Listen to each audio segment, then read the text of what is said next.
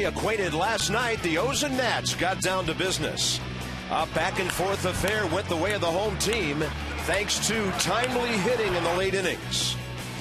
Today, we highlight two young starters with loads of potential. Brian Mattis and Jordan Zimmermann, Game 2 from Nationals Park. It's a hot one at the ballpark today. Guys are excited. It's the Battle of the Beltways. Now, the Orioles lead the all-timer between these two, 18-16, but the Nats won last night, and they have a chance to do something about that all-time record. Bob Carpenter, F.P. Santangelo, Jim Hunter, Mike Flanagan along in a moment, leading the charge for the Nats, who've now won 7 straight. We've been waiting for him to get hot now for 2.5 months, and now Ian Desmond is. Yeah, there were some interesting quotes from Ryan Zimmerman the other day talking about Ian Desmond, saying that he's turned the corner, and we watched it happen right before his eyes. You remember the tough April he had? Well, look at the numbers. The 11-game hitting streak, .319 average, 20 steals, no errors in his last 37 games. All of a sudden, this guy has a little bit of swagger about him. The confidence level is up, and you're watching this guy and his double play partner, Danny Espinosa, mature right in front of us. I think he feels better when he looks to his right with the glove and sees Ryan Zimmerman standing next to him. Well, evidently, Jim Hunter and Mike Flanagan are still counting the base hits from last night, Jim. Well, there's no doubt about it, Bob. In fact, Mike, you look back over the past week, the Orioles have had no trouble getting men on base. Base hits have been plentiful. The problem has been driving them home. That is the big thing. When you're not driving in those runs, when you're having all these opportunities, really leads to a lot of frustration. 18 hits in last night's game, just 4 for 15 with runners in scoring position. And in the last 6 games, you see that average, and they've gone 1-5 in those 6 games, and they're running runners in scoring position for the year about 270. But it's been kind of an up and down year. It seems like they'll get hot, they'll drive in the runs, and they'll win. And then when they don't, they lose. Yeah, the Orioles have 68 hits in the last 6 games, but they're averaging 3 runs a game. Pitching matchup for today, Brian Mattis looking for his 2nd win, the left-hander for the Birds, and on the other side, the right-hander Jordan Zimmermann is looking for revenge. He lost to the Orioles 2-1. Lineups at first pitch are coming up.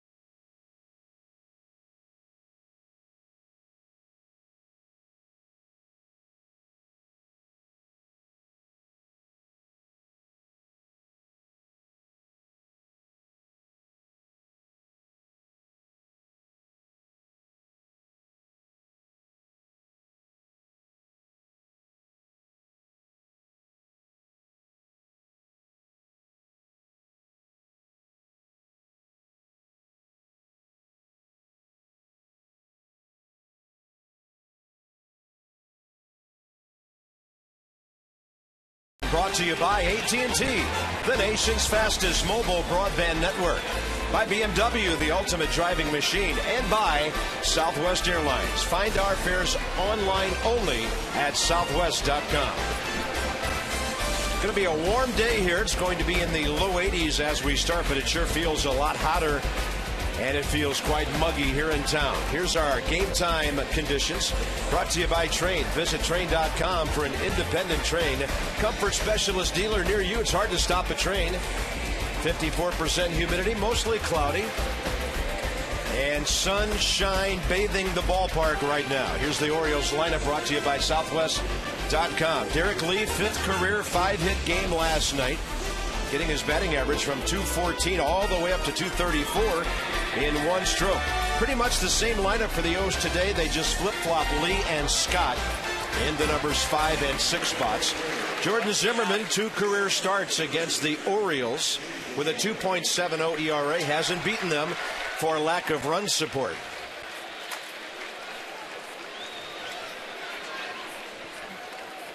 Jordan Zimmermann with a career record of 8-13 with a 4.07 ERA. First pitch is right in there.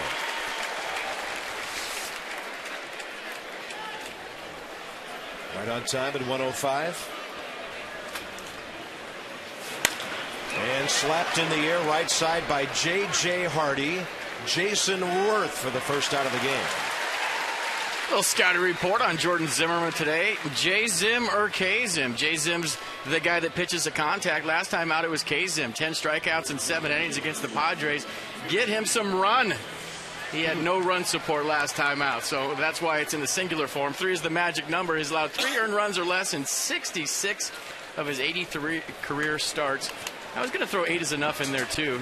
This is the guy I'd want on the mound if I was going for 8 in a row. Here's Nick Markakis, and Zimmermann throws a fastball that just misses. We don't know anything about the umpire behind home plate tonight, except that it's the first time we've ever seen him. Veteran crew, but a rookie ump behind the plate, and there's a good fastball that Markakis is late for. He has an 8-game hitting streak. Dave Rackley with the balls and strikes. Rob Drake, crew chief Gary Darling, and at third base Bruce Dreckman. Nationals are tied for 3rd in the National League East suddenly. That's a one-hopper that Michael Morse gets that big body of his behind. And 2 quick outs for Zimmermann. A defense today for the Nats behind Jordan Zimmermann. Jerry Hairston in left field, Bernardino in center, Worth in right. Desmond and Zimmermann on the left side, Espinoza and Morse on the right side, and Pudge getting the nod behind the dish. Ian Desmond continues to play just about perfect baseball defensively at short. I talked to him last night after the game. He was very proud of the fact that his uniform was dirtier than Danny Espinoza's, which is hard to do. Well, that's a good competition to have every night.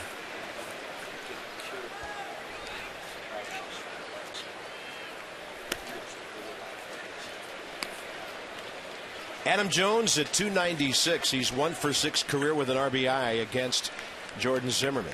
Orioles come in as a team batting .256. 7th in the American League. They're 10th in runs, 6th in home runs. So those numbers tell you they have guys on base. They hit it out of the ballpark. But at times the runs do not follow. And a 2-0 pitch coming with Wieters on deck.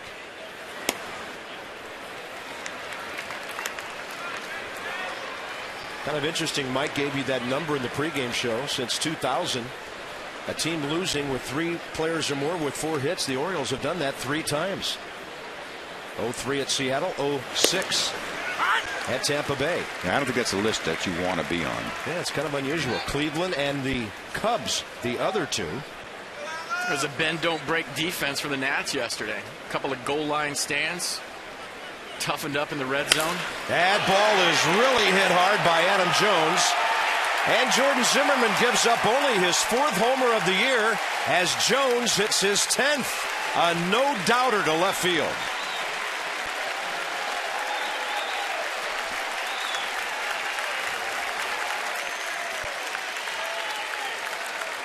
He joins the double-digit club with home runs with Mark Reynolds now with his 10th of the year. Fastball rolls back to the middle of the plate, and Jones is waiting. He has been really swinging the bat well. Low middle, and he doesn't miss it. Second career RBI, first career home run against Zimmermann. He's now 2 for 7 against the right-hander. And that'll bring in Matt Wieters, who has hit 6 homers. Hitting .252 from this side of the plate, .268 overall. Targets away, and Zimmermann misses his spot by about 2.5 feet. Well, he hasn't given up the long ball very much this year. No, coming in, what, 2 to right-handers and just 1 to left-handers. And he sees a lot of left-handers. Opposition always seems to stack the lineup.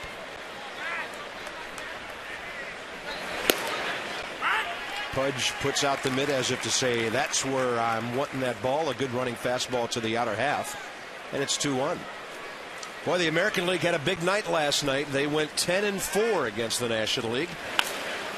They would lead 31-25 now in the interleague matchup. A running Jerry Hairston has that one. Orioles off to a good start with a long home run by Adam Jones, his 10th.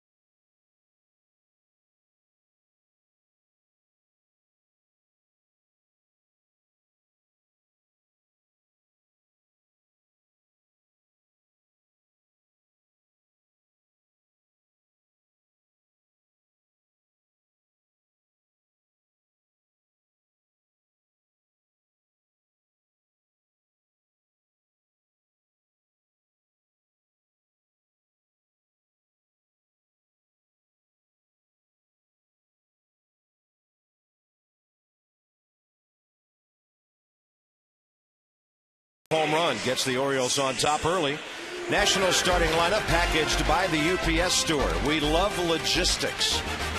Nats are up to 236, and Ian Desmond, one of the reasons why he likes Orioles pitching. 8 for 17 this season with 4 runs scored.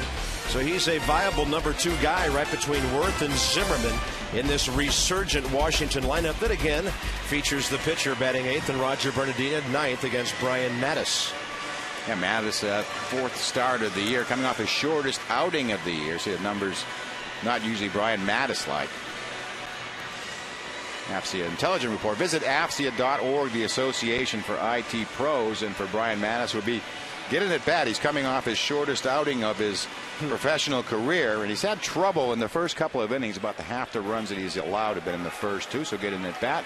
Stopped the run. The Nationals really ran on the left-handers in the Orioles' mound presence last night. And where's the heat? The velocity, somewhat of a mystery, has been down since he returned from his disabled list. Usually around 89, 90, 91 at times. Touch 92, has been pitching more about 86, 87. Washington 3 for 3 stealing last night. They have 60 on the year. Jason Worth is 7 for his last 43. But he's had a pretty good week. 1 for 5 last night. He made that hit count with his 27th RBI. Some of those numbers have something to do with that Friday night game in Baltimore when he came up big. So far, Friday nights in this matchup have been good for Washington. Worth was batting cleanup that night. He had 2 home runs, had a base hit by a pitch, and had 4 RBIs. We just as soon forget that.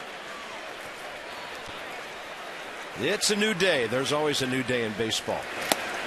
That's a 1-2 pitch that misses low and away. Worth has an on-base percentage of .338. By the way, the Nats are up to 10th in the league in runs now with their performance on this homestand. They were down bottom 2 or 3 in the league most of the season until 5 days ago.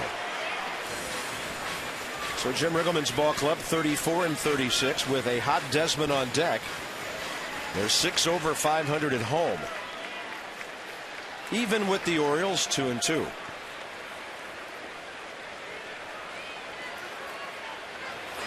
Worth hits one up the middle to his left. Hardy from behind the bag for the first out. Let's check the Oriole defense this afternoon. Luke Scott will be out in left field. Adam Jones in center. Nick Markakis will play right field. Reynolds and Hardy. Hardy got charged with his first error of the year last year at shortstop. Andino at second base. Derek Lee at first. Matt Wieters back behind the plate, even though it's a day game to catch Brian Mattis. A lot of talk in the clubhouse about that error. Foul fly ball, somewhat questionable whether it be an error or not. I think you have to ask yourself, was that a routine play? Anytime you go that far for a ball in foul territory, I don't know that there was anything routine about that. Yeah, I think they could have let that one go. Desmond hitting .319 over his 11-game hitting streak.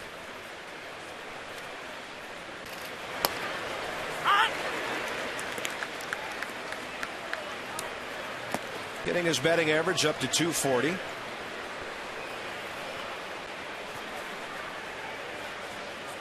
What does Mattis have for him on 0-2?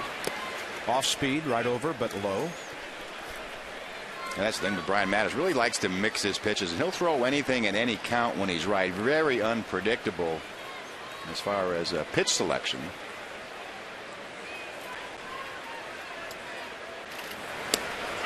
Desmond will just walk away. He knew it was strike three. He has struck out 64 times this year. Papa John's on the pitch track. This is what he'll do. He'll kind of lull you to sleep with the off-speed stuff, and then just a little better fastball than we've seen at 89 miles an hour, right on the inside corner, well framed by Wieters. A lot of times as a hitter, when you take a called third, you think you're seeing something out there. You're thinking you're seeing a glove fan or something, a wiggle with his glove, maybe an off-speed pitch is coming. But with 2 strikes, you got to get in there and look fastball and adjust to everything else. Zimmerman, the hitter. We invite you to order online at papajohns.com. Better ingredients, better pizza. It's early in the game. Papa John's.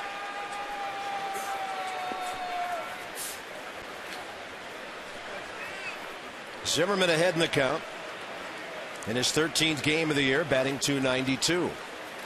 There it goes.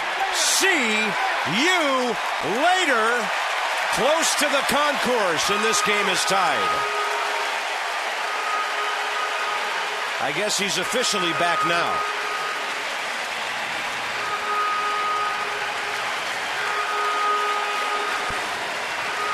Well, anything your 3-hole hitter can do, I can do better.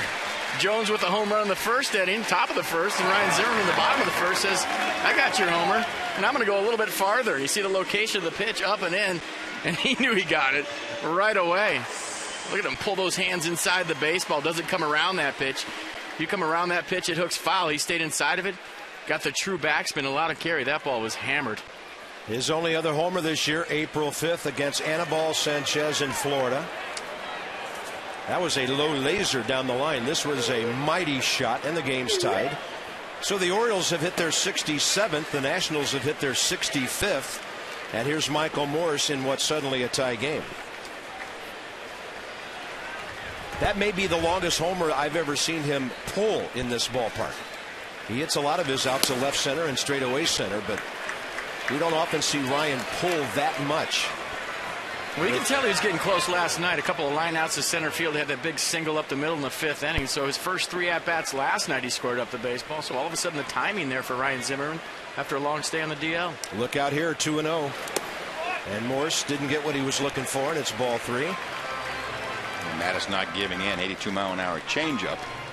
You might want to throw one again here, 3-0, because he's swinging at anything close. 11 of his 12 homers, 30 of his 40 RBIs in the last 37 games. And he'll take it right down the middle, 87.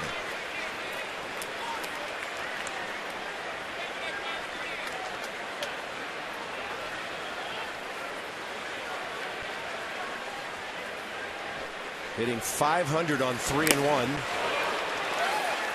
Looked like it was ball 4. He'll have to fight another. That's the thing about Brian Mattis. He has that sneaky fastball. You feel like you have him squared up a lot of times. And he'll zip it by you.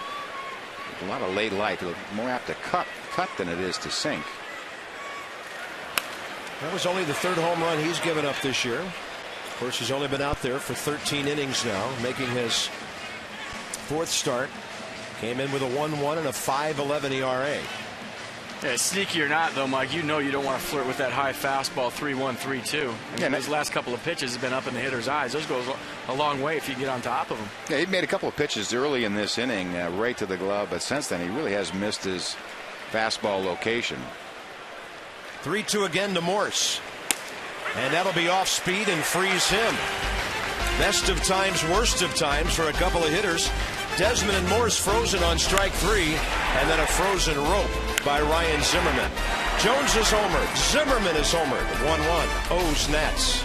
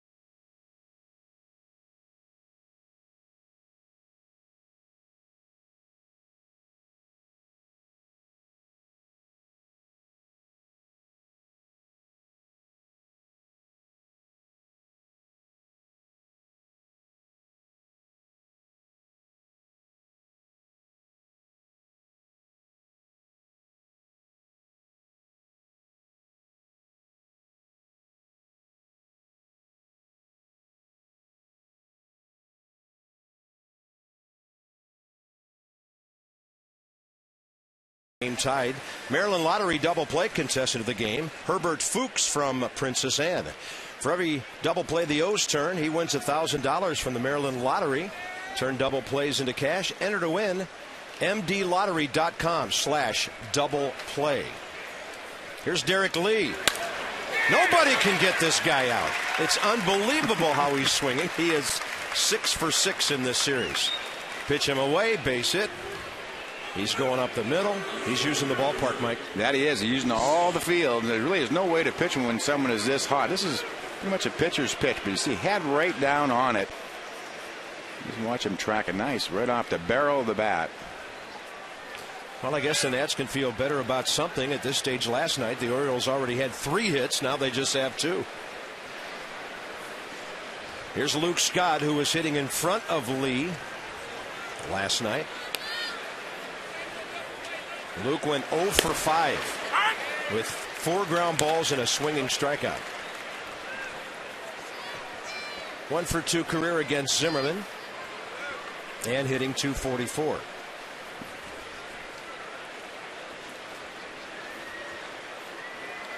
Target in by Pudge Rodriguez. And that's exactly the result on a pitch right in near the hands. Yeah, I know Pudge was catching Zimmerman back in that start game 3 of that series back in Baltimore, where he was so dominant, had such a great slider. It's always amazing to me. Really maybe threw one too many sliders, or just one of those sliders didn't have the quality of others. And Vlad hit the home run.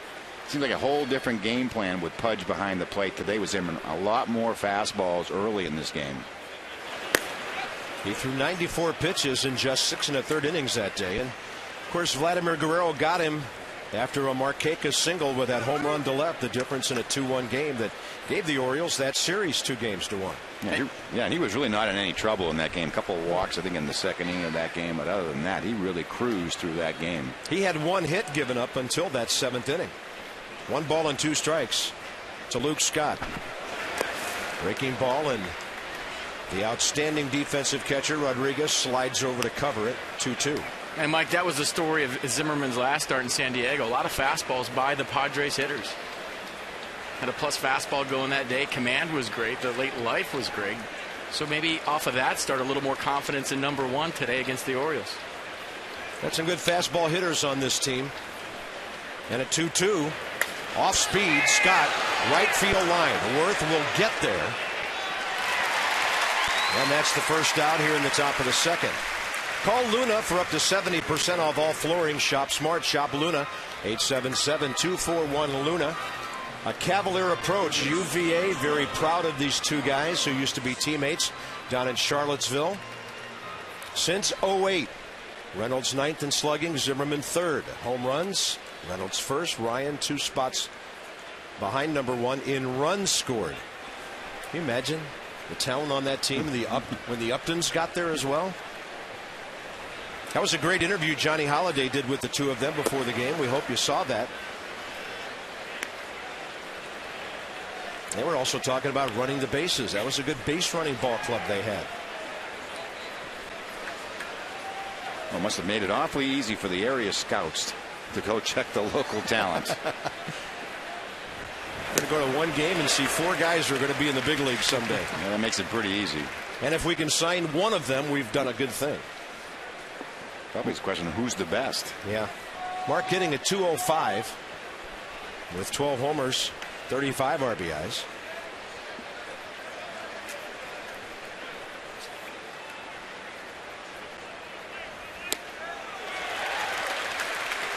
Mark does strike out a lot, 71 times so far this year.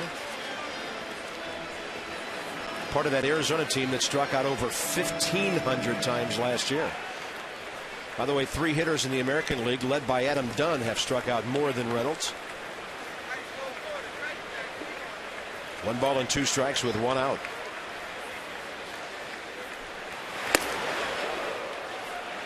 All right, we'll see if Zimmerman's setting something up with that high tight fastball. Yeah, maybe an anti-dive pitch. He tried to go in on the 2-1 pitch. He got the swing through fastball, left it out over the plate. You can go in again with a 2-seam fastball. You go slider in the dirt away. You got a couple of pitches to work with. Runner going, blowing away the pitch, and the throw is right there. Pudge Rodriguez nails another base runner. We've got him 9 for 19 on the year now, teaming with Ramos to throw out 40% this year. It's just like a shortstop turning a double play. Pudge Rodriguez just gets rid of this ball so quick. You look at the jump by Derek Lee, the tag from Danny Espinosa, clearly out right there. But look at him get rid of that ball. That's a tough pitch to handle. A ball in the dirt, a slider down and away. Pudge backhands the pitch, gets rid of the ball as quick as you can with something on it. That's a great throw. Now on 3-2, Zimmerman a chance to end the inning in a hurry. Slider, a little bit outside. Great take by Mark Reynolds.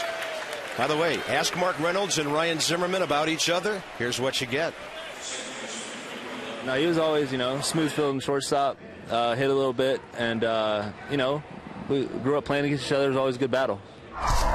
He was there already and had a great freshman year at shortstop, and they asked if I could play third. And I said, if that's what it's going to take to make me play, then yeah, I can play third.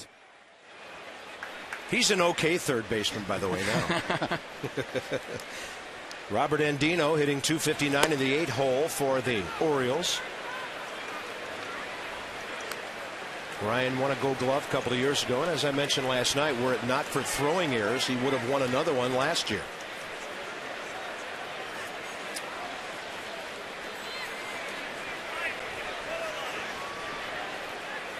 Runner aboard at first base, 2 outs.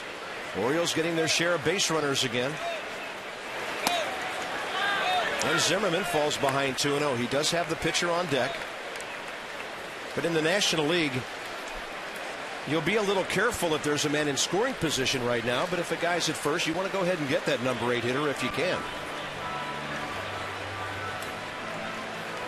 Yeah, a lot different in the American League where that pitcher never really comes into play in that strategy. We saw it a lot last night. I know Buck Showalter was talking about it today. If you have a hitter like Vladdy sitting on the bench and you got one shot to really use him, when do you use him? Yeah.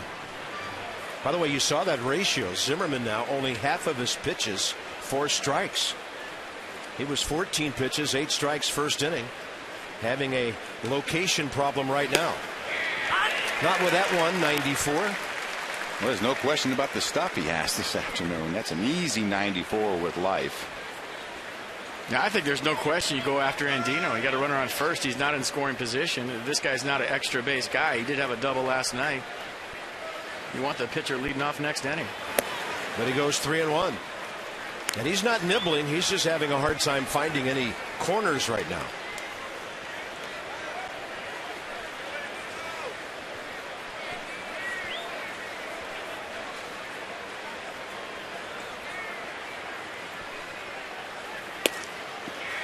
That's another walk.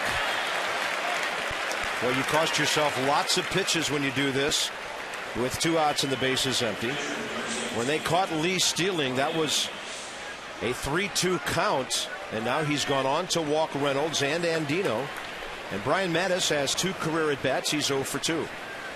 So is this going to be another Zach Britton, Mike? I think not. And I actually talked to Zach about that a little bit today, but said, no, Buck was saying he's really not a hitter. It was about as kindly as I can put it. On his defense, he doesn't do it very often, and he was right? saying he has a helmet on, and I may wear one in the dugout. You look over and your man really late. If you look, Buck's going to probably duck off the edge. He makes some contact and a 2-hopper out to Danny Espinosa. Long inning for Zimmerman, but a 0 on the board. Espinosa leads off in a 1-1 game.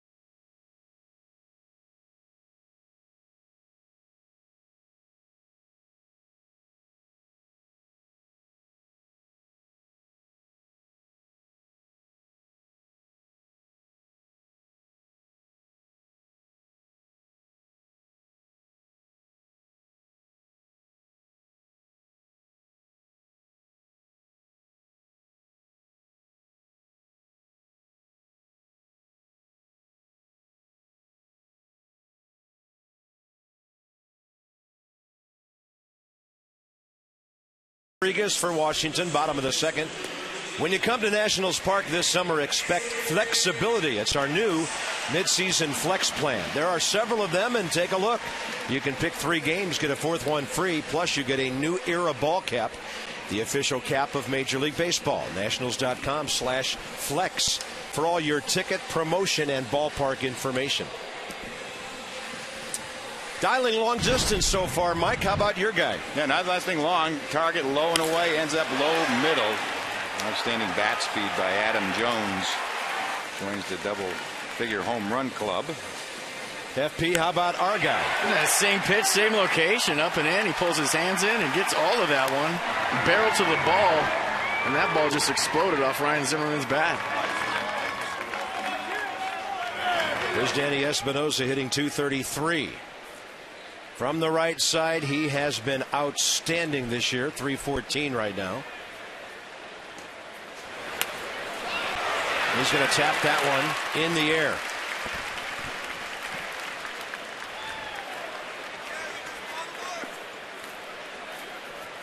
Good idea. Espinosa has great speed. He's been known to lay some down. The Nationals, between Desmond, Espinosa, and Bernardina, are a very good bunt for base hit ball club. Yeah, and he's good at it. That's a good idea, bad execution. And that's one where you hear guys come back to the dugout and they say, I am never bunting again. Well, again, we talk about most players that bunt for base hits seem to do it on the first pitch. They make up their mind on the on-deck circle. I'm going to go up there and I'm going to lay one down. And sometimes I make up my mind in the middle of the pitcher's windup. You just kind of have a sense where the third baseman is, and the thought just crosses your mind at the last second. You lay it down, and sometimes it's good, and sometimes it's not.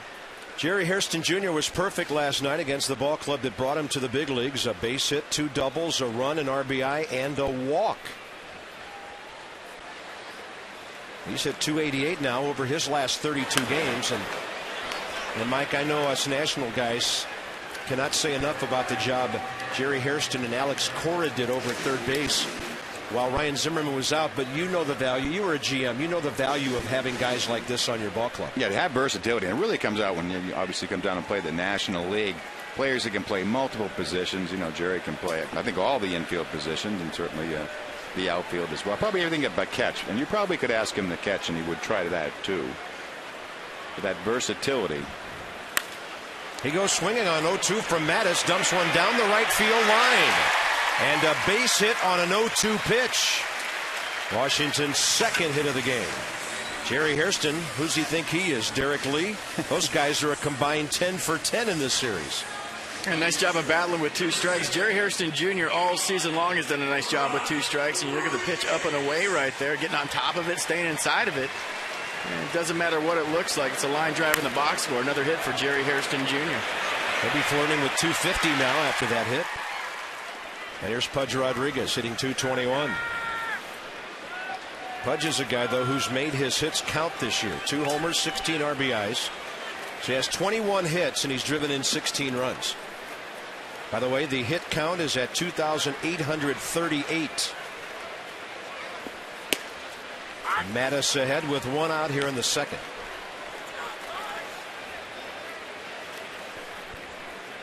Doesn't take long for the pitcher hitting 8th to come into play because Zimmerman's on deck here.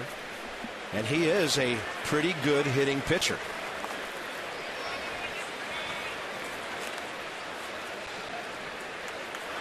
Rodriguez lines it, and that's a double play. Hairston didn't stay home, and now he's going to head to left field. Orioles turn a double play. Herbert Fuchs wins $1,000 from the Maryland Lottery double play contest pending validation. There won't be many 4-3s any easier than that. This 1-1 game into the 3rd inning. That away, Herbert.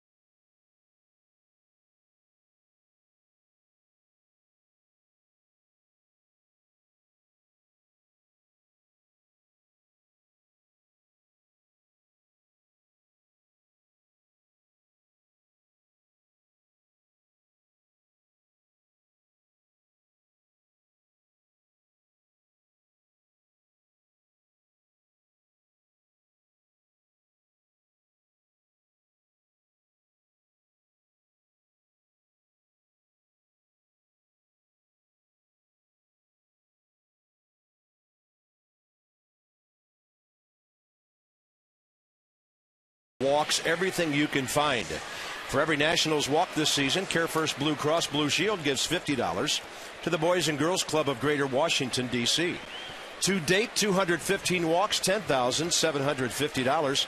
Take that first step towards a healthier and more active lifestyle. Go for a walk if you're not a pitcher. Top of the order, here's J.J. Hardy against Jordan Zimmerman. Zimmerman's first 2 innings, 33 pitches, 17 strikes.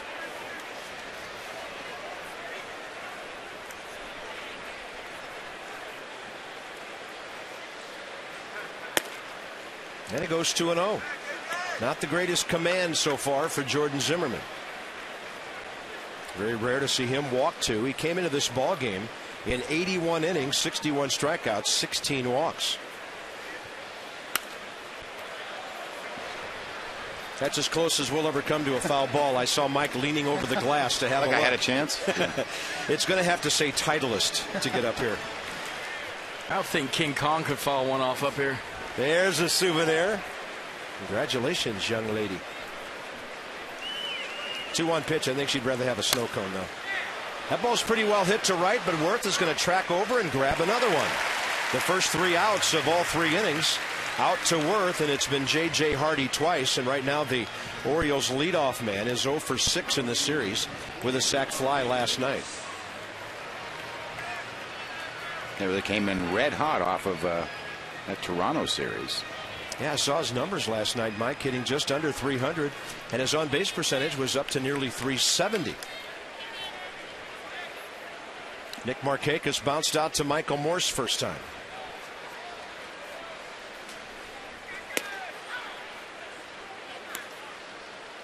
That's the thing with the modern scouting reports, too. Really, nothing is a secret. If you're hot, the rest of the league's going to know it. Certainly the team you're playing next is going to know it.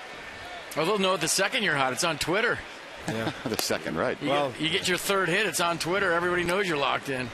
I fault the analysts myself. That's probably true. They're talking about why you're swinging well. Look at this. And I tell you, they break down the tape in a hurry, and they know what's going on all around baseball. It's amazing. Well, I think it's amazing when you walk in the clubhouse and you see 5 laptop computers open. Everybody can just click on their name, click on a pitcher, and then it's them hitting against that pitcher. They can break down their own swing. Yeah, they can break down counts. I was in there very early this morning and watched a number of the pitchers going over just that. They were, how they worked the last game. Counts 0-2. Was I predictable what I was going to throw? I mean, you could even zoom in on the pitcher's glove to see if he's tipping pitches. I mean, these guys got it down to a science right now, breaking down their swings, breaking down the opposing pitchers. Markakis gets overpowered on a 3-1 fastball. That's into left center. And Jerry Hairston Jr. has it. 2 outs. Good thing Ted Williams didn't have all of that stuff. $1 dog night Wednesday when the Mariners are here for the second game of a 3-game set. You want to watch a ball club that's playing pretty well right now, check out Seattle. They're a half game behind Texas in the AL West. Nationals.com/tickets while supplies last. Yeah, come to that ball game and go all Joey Chestnut on some hot dogs. $1 dog. Now that does not mean your dog gets in for $1. Okay, no, that's what I thought it was too. That's the first type. Yeah, there seemed to be a little confusion about that. Zimmerman way inside to Adam Jones.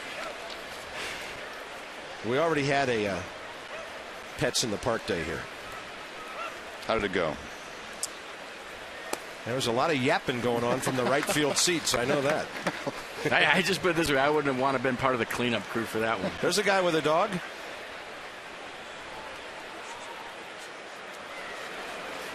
And a 2-0. That's right in there. We can take a simple promo and spend an entire half inning on it. And a 2-1 pitch. Jones turns on it. Zimmerman gets it on the short hop for the second one. Lobs it over to Michael Morris in a 1-2-3. For an announcer, it's the 15 fastest outs in baseball. Jim Hunter's on the way.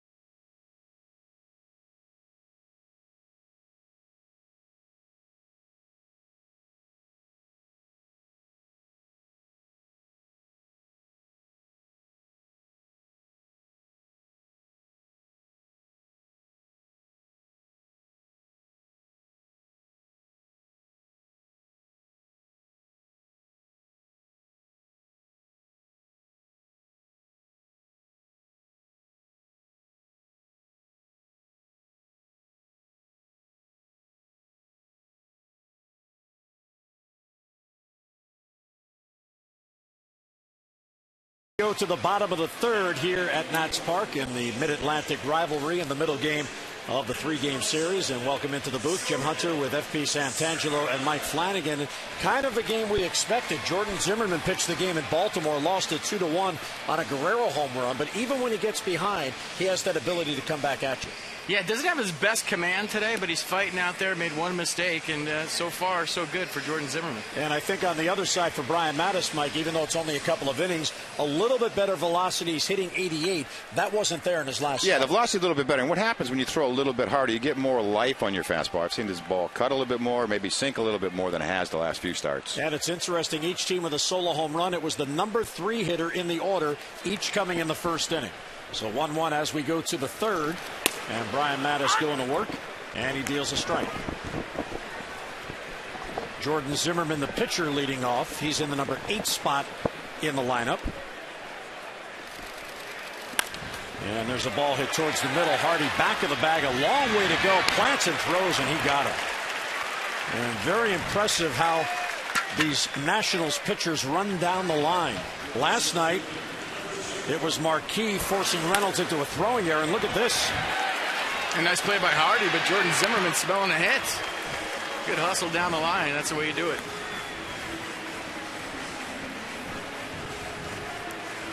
And on this warm and humid day, hustling down the line. So Mattis gets the first out. He's retired the first batter in each of the first 3 innings.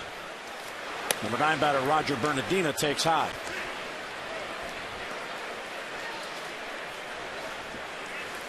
Bernardina's heating up at the plate, 7 for his last 17.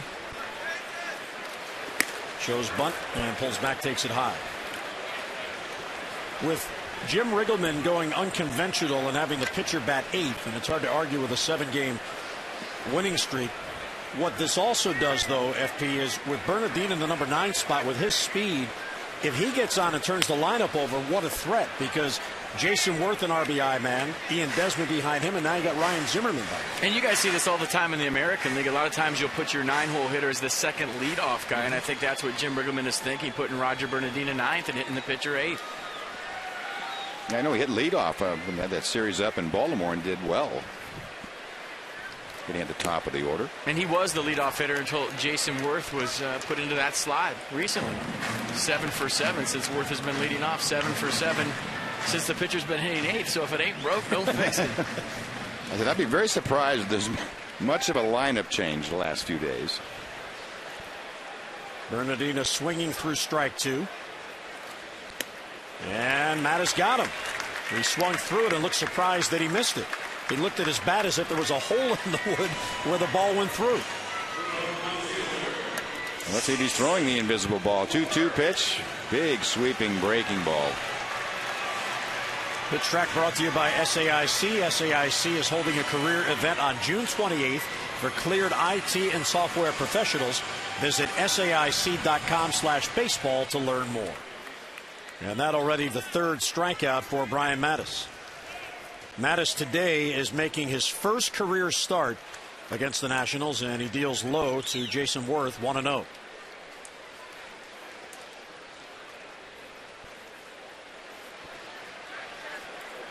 The other encouraging aspect early on here, Mike, for Brian Mattis is through 2 2/3, he's only allowed 2 base runners in his first 3 starts. And of course, last Sunday got knocked out after an inning and a third, but he had allowed 22 base runners in 3 starts. Yeah, much better stuff today.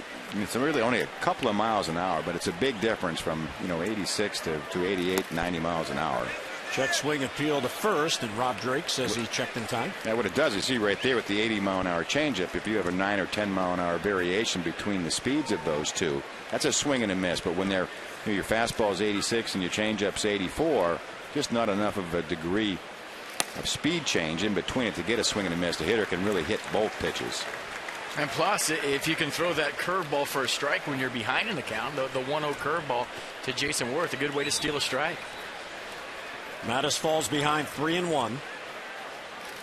And it's low, ball 4, and there's a 2-out walk. First walk allowed by Mattis.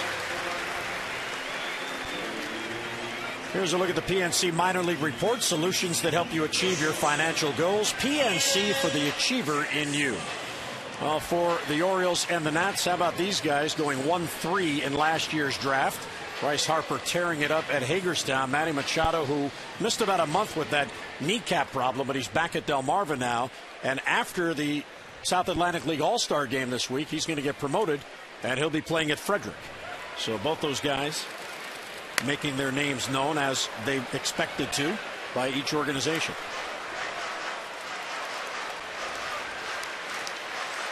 I know Mike Rizzo is aggressive FP on the Orioles side and on the national side, but on the Orioles side, we've already seen this year John Stockstill, who runs the minor leagues with Andy McPhail, challenging prospects when they do very well at a level to move them up.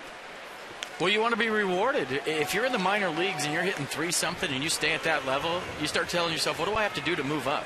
And then if you see a guy hitting 230 because he's a high pick go up in front of you, you start wondering. So, that's the way to run a minor league system. Reward the guys that are performing. Let them go to the next level. Even from AAA. You're getting the job done in AAA. Guess what? You're going to be a big leaguer.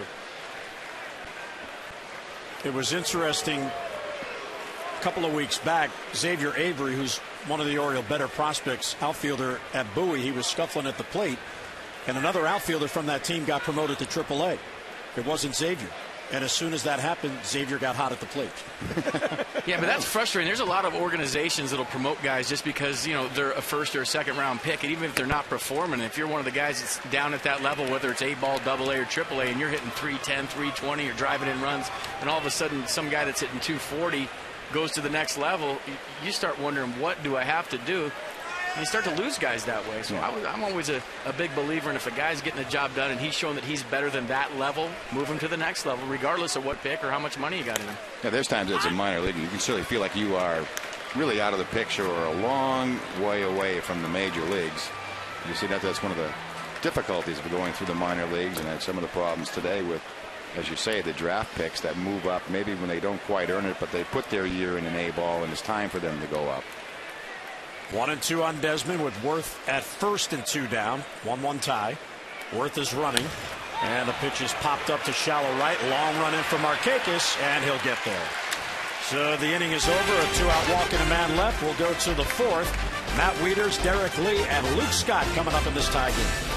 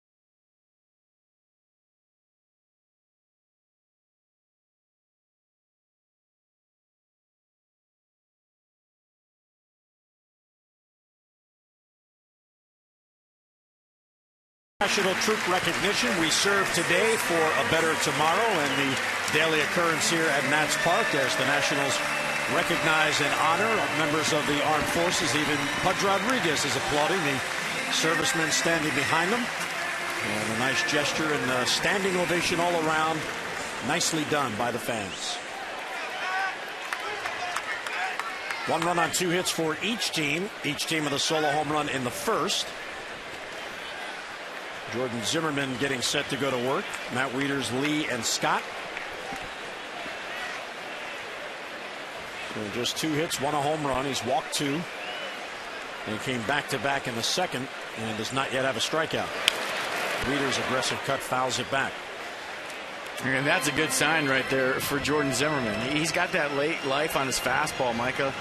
He's got the short arm stroke. The ball comes out of nowhere. You talk to opposing hitters that have faced him before. It's got a little giddy up at the end. So when he's throwing 92, 93, it might as well be 94, 95. And when he's up there in the mid-90s, and that's what he had last time in San Diego, and that's why he had 10 strikeouts. Yeah, there's no question about how good his stuff is when you're getting swings and misses and major league hitters to expand the strike zone as he is this afternoon. And the 0-2 is at the center field. Bernardina's right there and has it for the out. So Wieters is 0 for 2 and 0 for 7 in the series. Another good crowd on hand on this very warm day. Enjoying daytime baseball. Right now, this is the only game being played in the major leagues. Some others start at 4:10, and the rest is tonight. Here's Derek Lee, who was perfect in this series.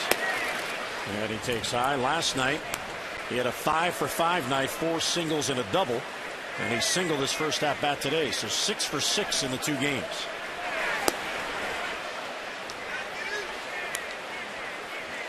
Lee has 6 hits on the road trip, and they've been here the last 2 days. He was 0 for Toronto. And the Orioles would love to see some of that power coming back. There's another base hit. He pulls it to left field. Hairston over quickly to try to hold him to a single. Lee's going to try for 2. Here's the throw. It is off the bag. So Derek Lee forcing Hairston to gun him down, and he wins the battle as the throw pulled the second baseman Espinosa off the bag. Well, he's just playing wiffle ball in this series. 5 hits last night, 2 hits tonight, getting himself into good counts, getting the bat head out. You know, all the replays we've shown of him in this series, head very still, very quiet, and feet are landing soft, making good decisions at the plate. He's absolutely, positively as locked in as you can be all of a sudden. So it's just a matter of escape from Canada for Derek Lee. Yeah, Derek won a batting title back in 05 when he was with the Cubs at .335. And here's Felix P.A. pinch hitting for Luke Scott.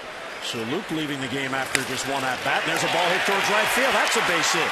Lee hesitated to make sure that ball went through. He'll be held at third. So P.A. first ball swinging is on, and the Orioles have him on the corners and 1 down. So you wonder about runners in scoring position. There's a situation where the ball was hit too hard. So Felix P.A. pinch hitting here in the 4th inning gets on. And we'll try to find out why Luke Scott left the game. Of course, he's got that shoulder issue, maybe aggravated. Mark Reynolds now. Now, this is the situation that Buck Showalter was asked about before the game today about hitting in RBI opportunity spots as Reynolds fouls it back. And the Orioles have been in a rash of hitting into double plays at the inopportune moment. Orioles have now hit into 62 double plays on the year. Well, this is if you're Jordan Zimmerman, you're hunting for a strikeout, and if you're Mark Reynolds, you're doing whatever you can to find a ball up in the strike zone that you can lift to the outfield.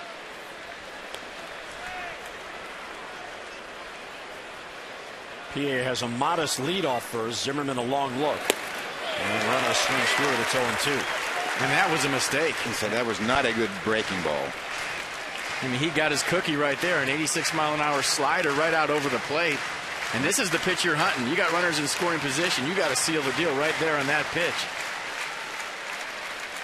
Now, if you're Jordan Zimmerman, you're way ahead. You can expand the strike zone right now. You got a guy that can block a ball in the dirt in Pudge Rodriguez, so you have a lot of time to get your out if you're Jordan Zimmerman.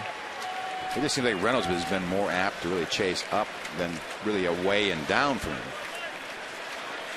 He's gone 5 games without an RBI.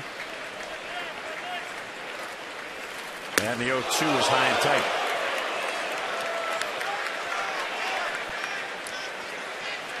And that is the high hard one. That's a good 0-2 pitch. That's old school right there. You're protecting the fastball away, the slider away. You know, that's an anti-dive pitch. You stand a hitter up like that, you can either repeat in there or go to the slider away or the fastball away after that. That's a pitch, an 0-2 pitch that serves a purpose. Zimmerman, 25 years old, his third season. And unlike Marquis last night, who had big numbers at home, Marquis was 4-0 at home. Zimmerman's just 1-4 here, despite a very good ERA. 3.56 here at Nats Park. Well, it's a 1-1 game. Welcome to the Mid-Atlantic rivalry on Masson and Masson 2 HD. Jim Hunter with Bob Carpenter, FP Santangelo, and Mike Flanagan. Middle game of this 3-game series. Nats won it last night, 8-4. A game that saw 28 base hits. Pudge Rodriguez out for a chat with Zimmerman. 1-2 on Reynolds. First and third, one down. And another one high and tight, and down to the dirt goes Mark Reynolds. Well, he's really not trying to knock him down. What he's trying to do is to add a little extra. When that happens many times, the ball runs up and away on your arm side.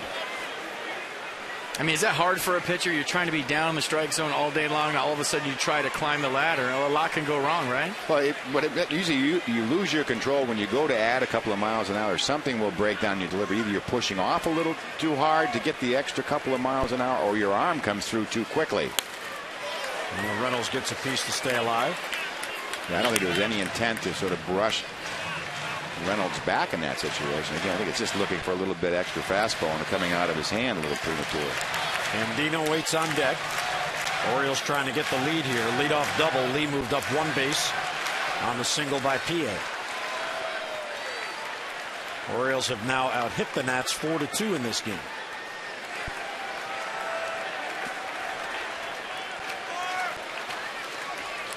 From 0-2 to 2-2 on Reynolds. And it's low, ball 3. You know, it's amazing watching Mark Reynolds. For a guy who strikes out a lot, he's got a very good batting eye. He walks a lot, too, or he has in the past with the Diamondbacks. So, yeah, either way, he sees a lot of pitches for a hitter who really does not cut down his swing much. And if you're Buck Showalter, do you start PA right here? You got a strikeout guy up, and you start him, he puts the ball in play, you stay out of the double play, you score a run. It's going to be interesting to see if he starts the runner. A full count. PA does not go, and a swing and a miss. That is a huge out for Jordan Zimmerman, and 2 away. Big time for his first strikeout. Yeah, and he worked really hard to get the strikeout of Mark Reynolds. Let's take a look at this pitch fastball. I think that's where he was trying to go all along, sort of up middle to expand the zone and get it over the top of the bat. And great shot right there. Mark Reynolds just a little bit late. His stride was late. The ball was on top of him. Nothing he could do. Overpowered by that pitch.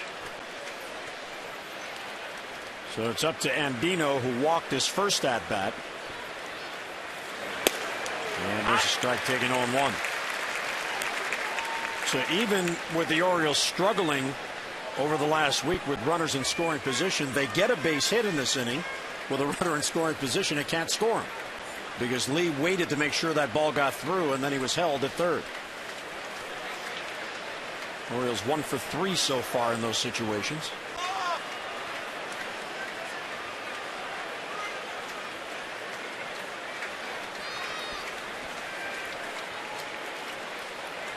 Robert 2 for 11 for the Birds on the trip.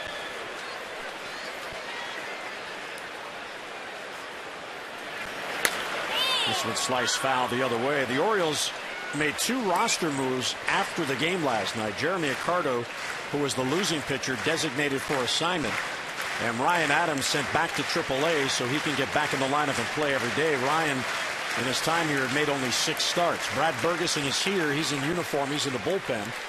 And Buck Showalter also has Blake Davis on the bench, which gives him a left-handed batter and a more versatile player position-wise than Ryan Adams. Here's the 0-2 to Andino. It's high, 1-2. Blake Davis, not that long ago, Mike, was the top shortstop prospect in the organization, but that broken foot in spring training in 2009 kind of set him back, and he's reinventing himself. Yeah, he's coming back, and again, he gives him a lot more versatility for Buck Showalter defensively. The thought, too, being that, you know, Adams needs to go back and really hone his defensive skills.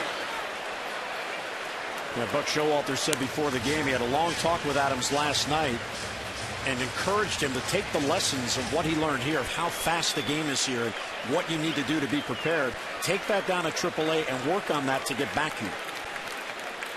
Because one thing he can do, he can hit. Oh, he can hit. He can hit at the major league level. There's no doubt about it. Just a question, at the major league level, you're going to have to be able to play defense and all the other fine parts of the game to be the type of player, he's going to be. He's not going to be a middle of the order type hitter, but that's really help a ball club, any ball club, with his bat.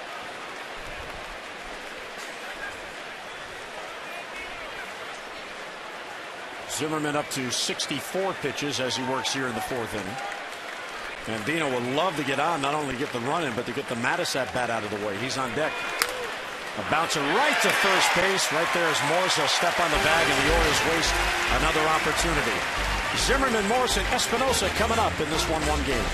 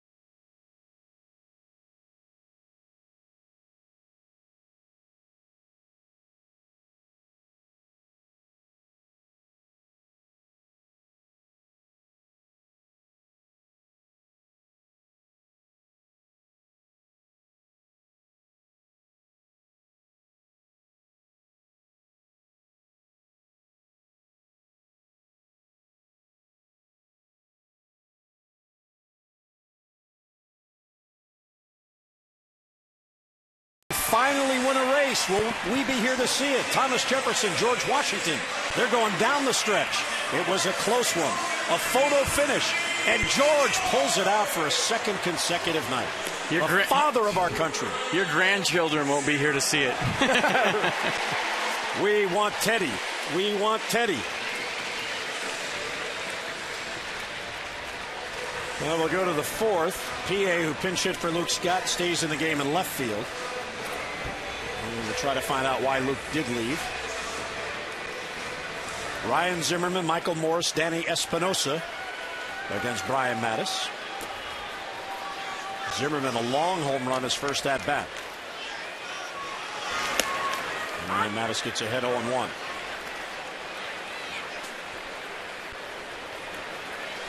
Brian has retired the leadoff man in each of his first 3 innings. Looking for a second win on the year.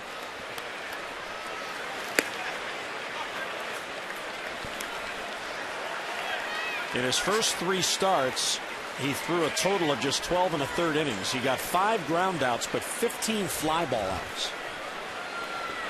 Yeah, he is not a ground ball type left-hander. Pitches up more than probably anybody in these Orioles, certainly in their rotation.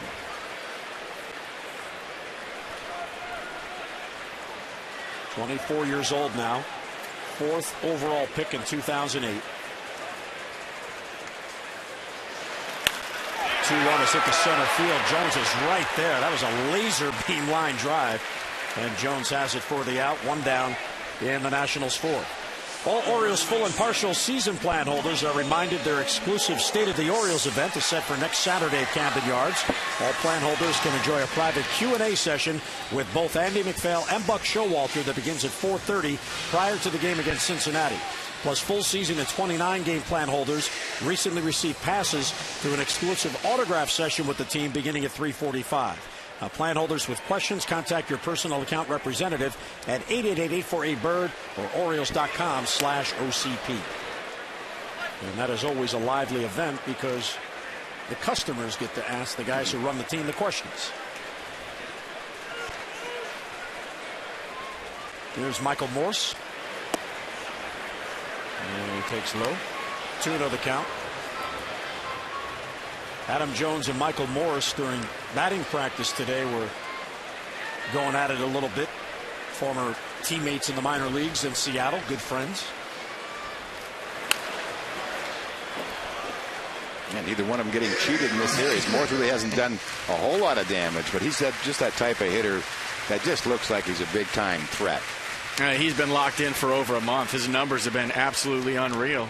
He tried to justify in April the fact that he's all of a sudden the everyday left fielder. He pressed a little bit now. The game has slowed down for him. He's seeing the ball huge, making good decisions at the plate. This is going to be a real tough play. Mattis will not be able to make it, and there's a swinging bunt. Reynolds was deep, and you better be with Morse up, and Mattis makes a real good pitch, and Morse gets a base hit. And when you're hitting 360 since May 1st, they all fall in for you. Michael Morse hitting the ball out of the park a lot, but he'll take a swing and bunt.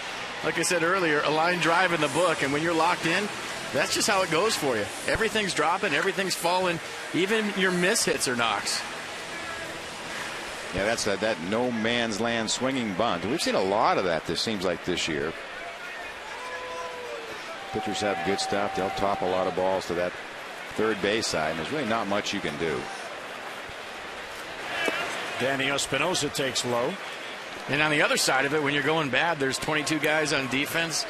You're swinging at balls, you're taking strikes, you're making poor decisions at the plate. And when you finally do square one up, it's right at somebody. Yeah, I was just thinking of Ryan Zimmerman in the last couple of days. I mean, he has hit some bullets and doesn't have a whole lot to show for it. So he finally hit it where you, I guess, immobilize the outfielders, hit it way over the fence.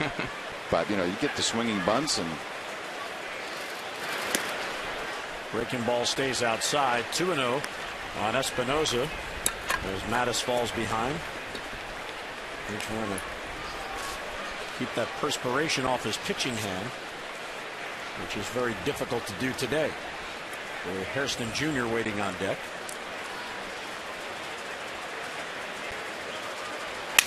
Hard hit ball. Reynolds with a diving grab. Oh, he just took two away from Danny Espinosa. What a play by Reynolds. 2 men down.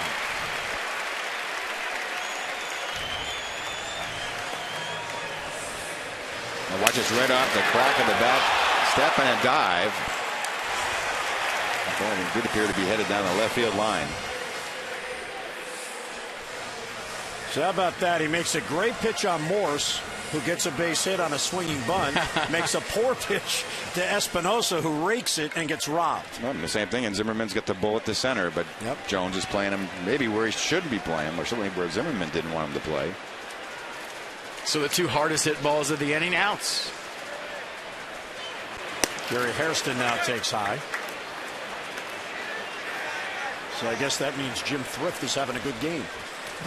The Orioles advance scout. Oh, believe me, scouts take all kinds of pride. You do any sort of positioning, defensive alignment, and it pays off. You'll hear it from that advanced scout. And also, same thing with a scouting report. That there's a lot of pressure on those advanced scouts when they send them in to the teams going ahead. To find a hitter that's hot, how to pitch him. And then when you go and you handle a hitter that's been hot in a particular series, that advanced scout will get a call from the pitching coach saying that was really a great report. Thanks for the heads up. And that's what we were talking about here. Hitters that come out of maybe Toronto hot are going to get more attention here in this series than the ones that were cool. It does make some sense, that Derek Lee would heat up after going 0 for 12 in Toronto, because I'm sure the report was he is a cool hitter at the moment, and just stay out of the middle of the plate kind of a report. So you're saying that Derek Lee's going to have a tough time in Pittsburgh after this series? Maybe a little ebb and flow. Oh, good changeup. Swing and a miss by Hairston. 1-1.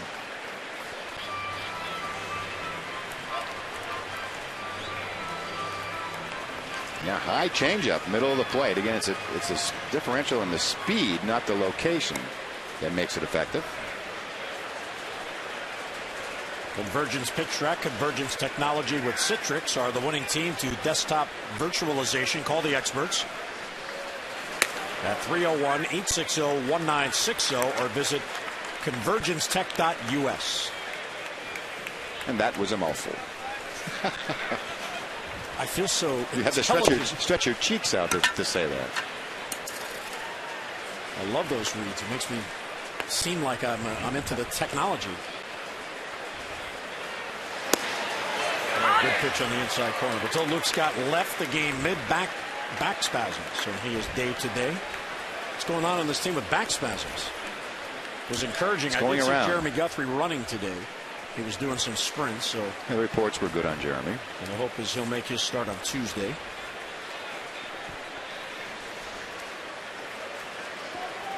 Two and two on Hairston.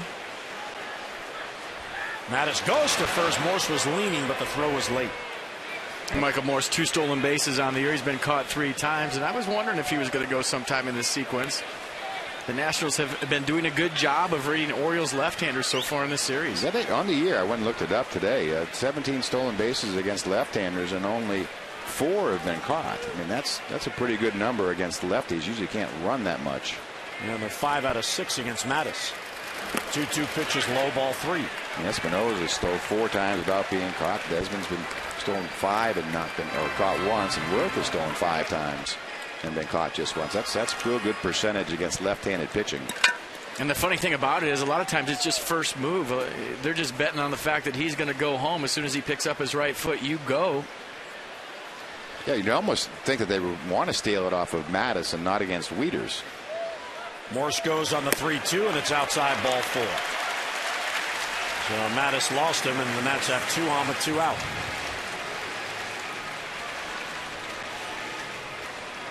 Well, action-packed table games and red-hot slots await at Hollywood Casino at Charlestown Races. Most wins since May 31st. The Nats tied with the Red Sox and the Twins have Joe Mauer back now. Tigers and the Pirates at 11. Oh, good for the Orioles. They get to go to Pittsburgh from here and see a red-hot team. But the advanced scouting report will be there, so we'll cool them off. Don't pitch to Derek Lee. I think he's probably circled on that list. Being the advanced scout to me is one of the more fascinating jobs in baseball because you never see him. He's always 1 or 2 steps ahead of the club. And then as you get to the next city, the report's waiting for you. But yeah, we all like Jim. Jim, come around and say hi. Jim, that's where they get the title advanced from. He's always in front of the team. That's a good point.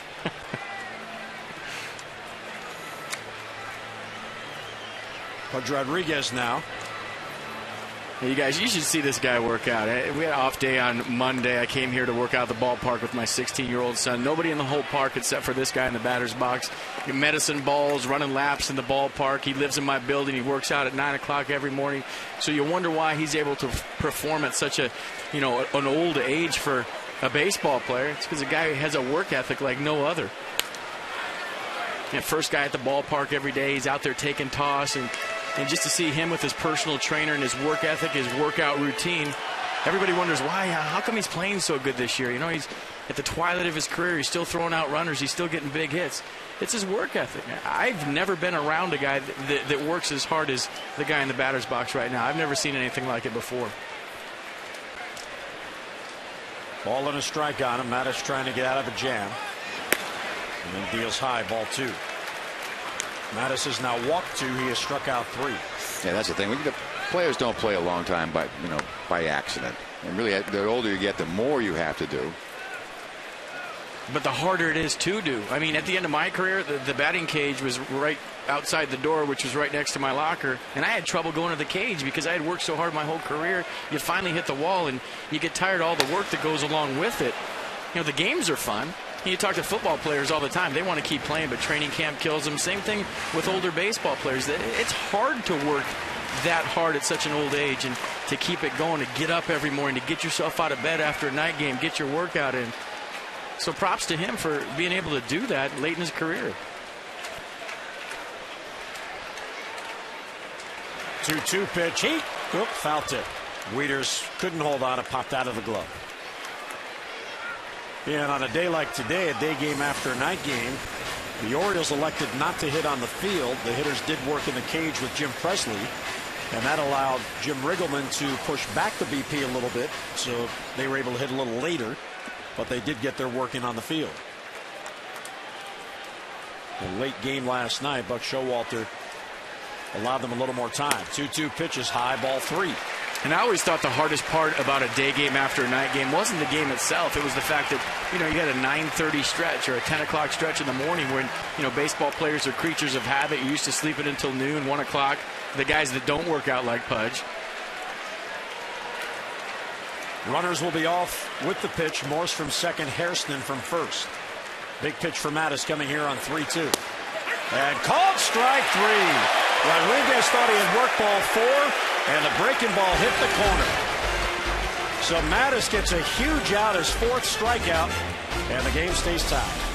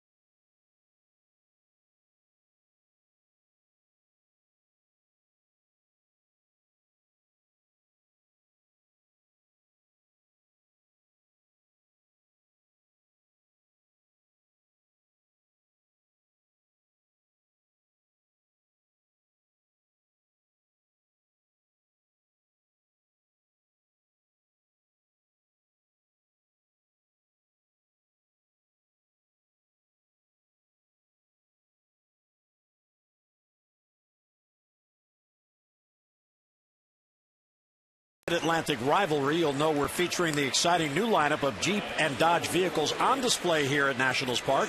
On day 2 of the 3-day event, we're showcasing the all-new 2011 Dodge Ram 1500.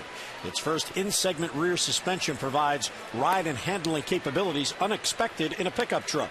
Its best-in-class aerodynamics help maximize fuel economy without sacrificing any of its 5.7-liter V8 Hemi engine's legendary performance, and its first in-segment unique Ram box provides convenient storage for all of your professional and recreational needs.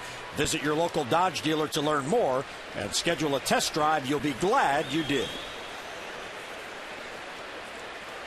Brian Mattis leads off, J.J. Hardy and then Markakis. And there's a strike. Mattis now 0 for 3 as a hitter in his career.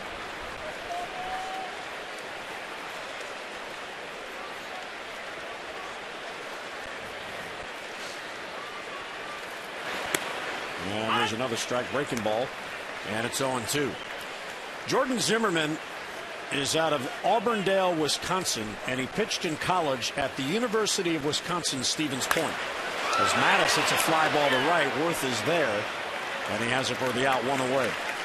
Zimmerman is the 4th player, only the 4th player from that school to be drafted into the major leagues. And he is by far the most successful. But that gives you an idea of just how small that school is in his home state of Wisconsin, only 4. And guys that throw 95, 96, they don't fall through the cracks, do they? That's exactly right. If you're good, they'll find you. He was a 2nd-round pick, so obviously highly regarded. One of those compensation picks. Alfonso Soriano left the Nationals as a free agent. They got the extra pick, and the Nats turned that pick into Jordan Zimmerman. J.J. Hardy now. Breaking ball low, 1-1. J.J. had his 9-game hitting streak snapped last night with his 0 for 4, and he's hitless today, 0 for 2.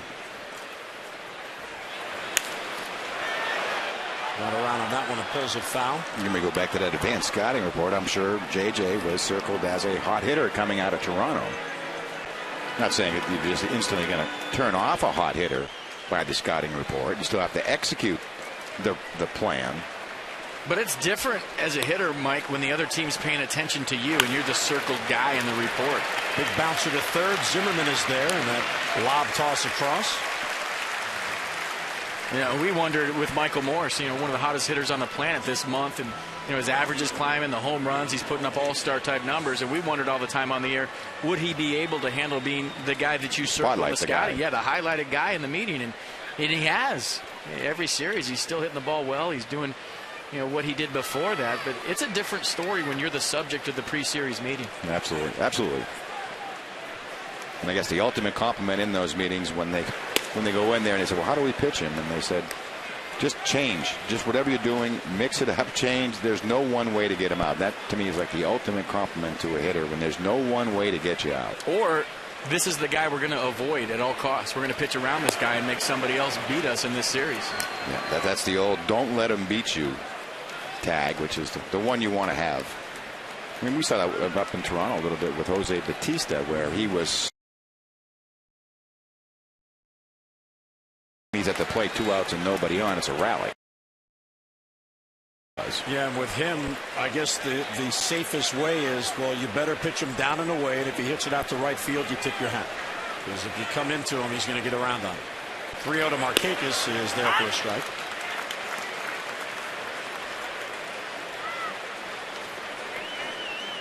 Adam Jones, a hot hitter, waits on deck. Pitchers duel at Nats Park. 3-1 is bounced towards the middle.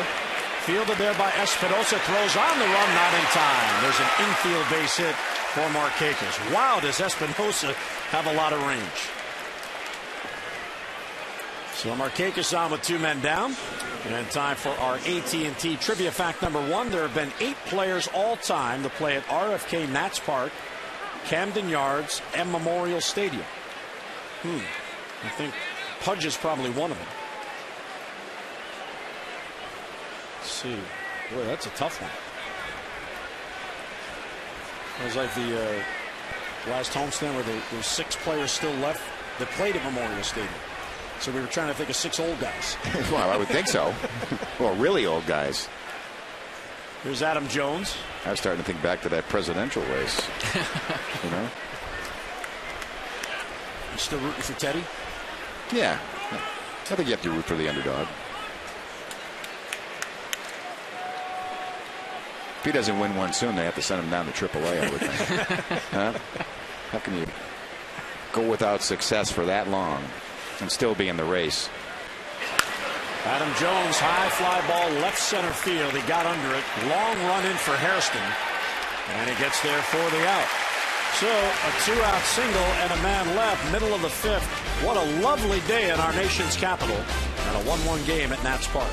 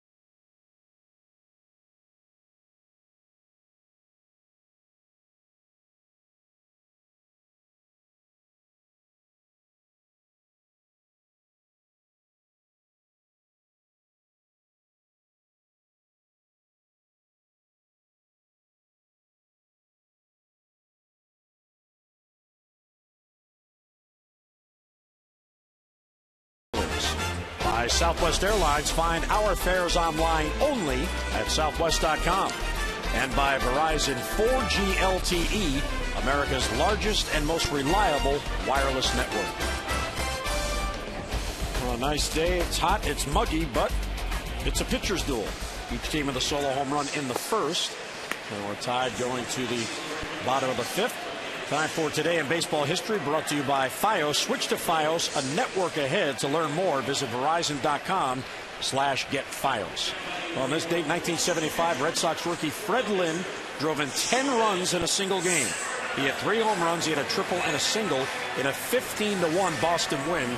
Lynn's 16 total bases tied an American League record. That was a good year for me. Wow. 10 RBIs? Yeah. Double digits, baby. Jordan Zimmerman, first ball swinging to left. PA's there. And he has it for an out. And oh, does a pitcher love that, to get the first batter of the inning on one pitch.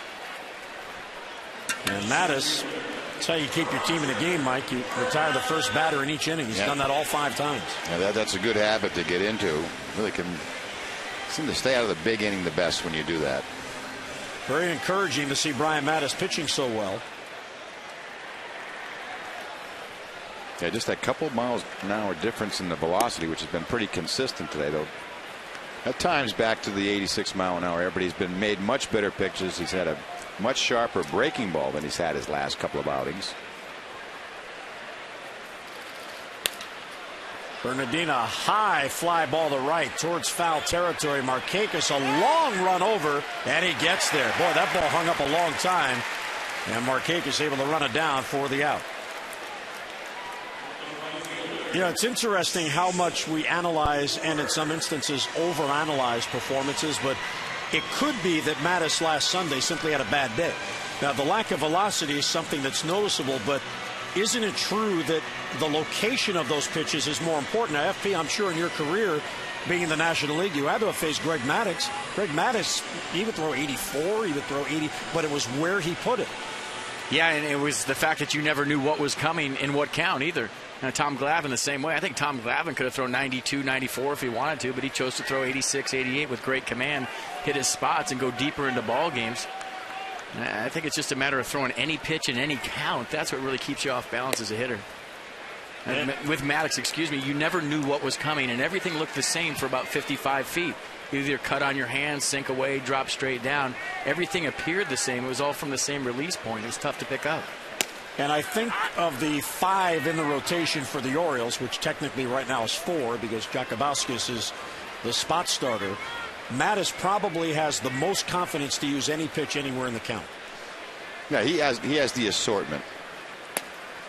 There's a strike in the outside corner. Worth didn't think so. No, he doesn't have. Yeah, he doesn't have the best fastball of the group that you're talking about, but he has probably the best secondary pitches. The curveball, which is the late breaking, a lot of bite to it, and the straight changeup, which certainly is above average.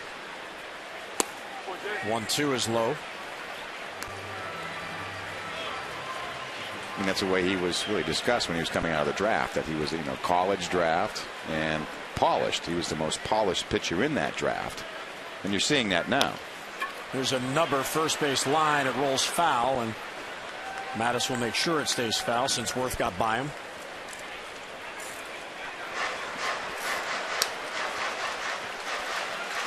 Yeah, of course, that line drive that hit on the upper arm in spring training, I'm not sure if the Orioles know if that maybe led to the intercostal problem as he tried to get back for his first start of the year, but that cost him 2 months of the season, and maybe he's still in spring training mode in terms of his overall arm strength. Well, the whole routine has been obviously, he did have a normal spring training up until about the last week.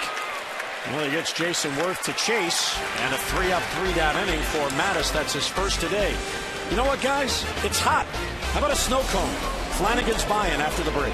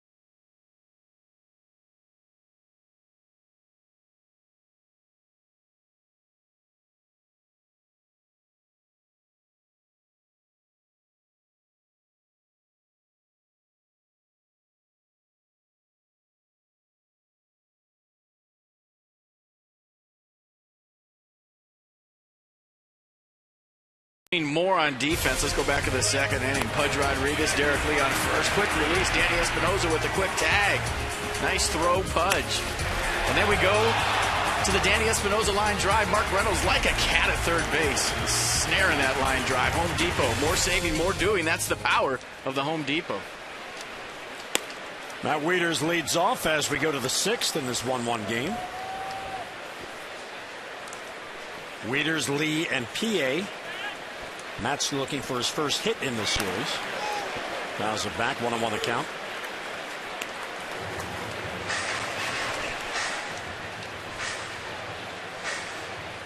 Wieters catching the day game after the night game. So Buck Showalter getting his #1 catcher in there for Mattis. Swings through that, and it's 1-2. The Orioles on this road trip, which is 9 games, had a day game in Toronto, 2 day games here in Washington, and they have a day game, the finale, in Pittsburgh. They're kind of unusual in the 3-game series, 4 day games. And the day game on Wednesday in Pittsburgh is a 12:30 first pitch. So you talk about changing your routine. Yeah. That's a 7 a.m. wake-up call for that one. 1-2 pitch, and Wieters down on strikes. Wieters is 0 for 3. Well, here comes Derek Lee, who is 7 for 7 in this series.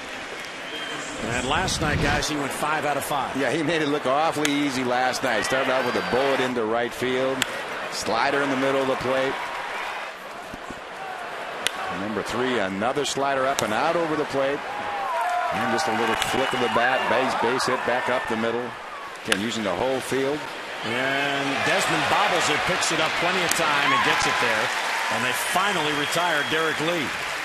So he had gone 7 consecutive at-bats with a base hit, so Ken Singleton's record is safe. Ken Singleton had 10 straight hits in August of 1981. Well, when the Orioles get back to Camden Yards Friday, don't miss the season's first fireworks night. Gather up your family and friends, celebrate this Birdland summer tradition, and enjoy the beautiful fireworks display after the Orioles take on Cincinnati at 7:05. Get your tickets in advance and save 888-848-BIRD or visit Orioles.com. So Derek Lee is now in a slump. I think he needs a day off.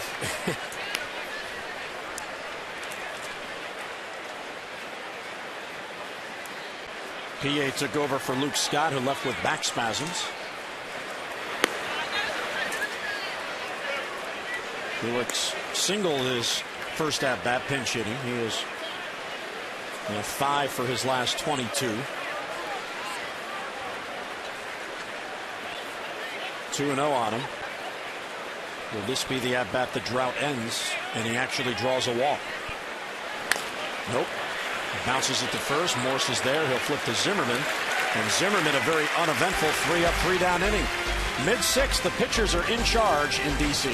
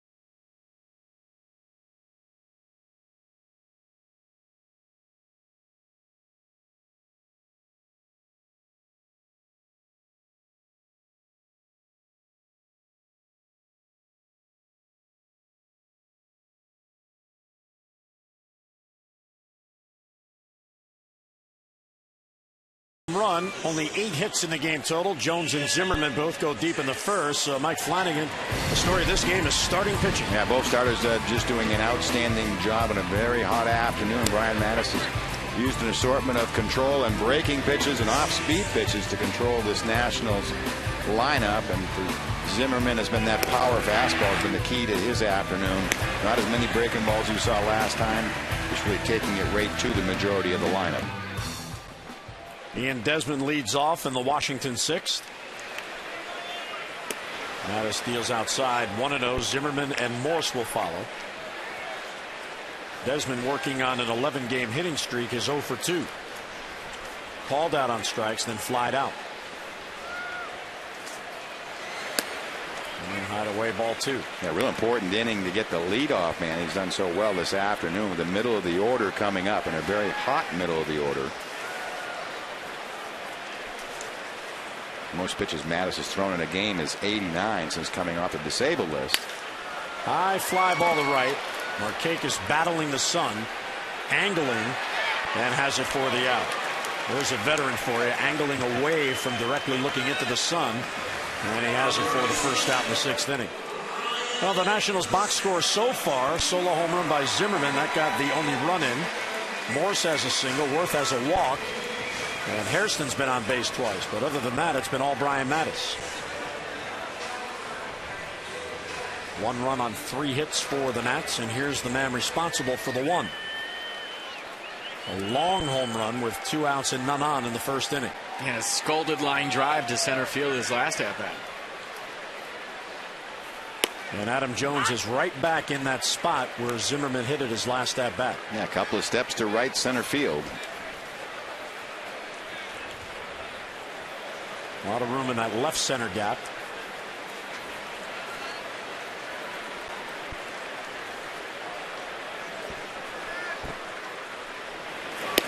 What's somewhat interesting about this broadcast location is you really do get a good look at the outfield. You can't miss much up here.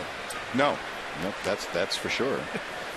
You get a good look at the flight. Like I say, good look at Capitol. We got a good look at. It takes you 20 minutes to get up here. Flight path into Reagan. Yeah. Run on Kanunick in New Hampshire. You can see a lot. Long way. Well, the U.S. Capitol just beyond left field. That is some sight. Capitol Dome. 2-1 on Zimmerman. 1 out, none on. Right center field. He got a lot of that one. Markakis is back on it and reaches up. It's over his head and against the scoreboard. Jones backed up and Zimmerman settles for a 1-out double. That ball kept carrying on Markakis. It looked like he thought he had a chance and then needed to make a leap, and it got over his glove. Outstanding power the other way. And he just let that ball get deep. Let's check out the Jeep Exmo on the replay. Ryan Zimmerman letting that ball travel. I'm telling you what, guys, I try not to get too excited up here, but I can't tell you how good it is to see this guy back in the lineup. You talk about a solid presence all of a sudden on a daily basis in the 3-hole. Nice try by Markakis. And Zimmerman was thinking about going to third. Good job holding up. I think he would have been out. But, I mean, in this series so far, he's squared up pretty much every single ball. He's had good at-bats. Exmo brought to you by the 2011 Jeep Compass. Michael Morse now go ahead run at second and 1 down. First ball swinging, fouls it off.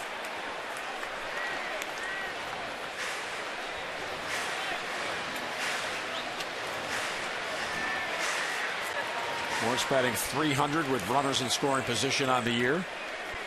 There's the potential go-ahead run in the bottom of the 6th. Ryan Zimmerman at second base. Slice to right. Markakis a long run back. It's over his head and it's gone. Michael Morse hits it out the opposite way. A 2-run shot and the Nationals get the lead. Wow, did that ball carry?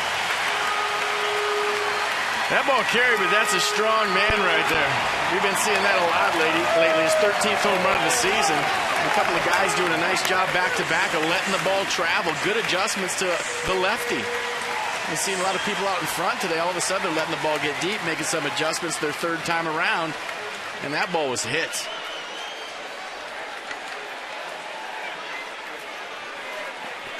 42 RBIs for Michael Morse, so already a career high in this game, 71. Well, that's the thing with Mattis coming back off the disabled list. The longest he's gone in his starts before the last one was the shortest of the year, 5 2/3 and 5 1/3, and that's right where we sit right now. But isn't that a test, Mike? Third time around the order, guys. Big league hitters are going to make adjustments, and it seems like, Zimmerman's been on him all day. Morse had the swinging bunt last time up. He was out in front of that pitch. A good job the next time up of letting the ball travel, get a little bit deep, look for it away. And he can leave any part of the ballpark. He can pull the ball for a home run, dead center, and you saw the strength right there. The ultimate display of power, to me, is an opposite field home run. Yeah. If I was pitching and had a hitter that I knew could take me deep to the opposite field, really influenced the way that I would pitch him. And certainly Zimmerman and Morse had been impressive. Zimmerman, I think, especially for me, how the ball just jumps. Danny Espinosa now. First ball swinging, fouls it off. Rick Adair, the pitching coach, went out for a check. And there's Clay Rapata now getting loose in the Oriole pen. I mean, as a hitter, though, you're locked in. Zimmerman, pull a home run, line drive to center field, then you go opposite field double. When you're hitting the ball to all fields and you're hitting it hard, you're absolutely locked in.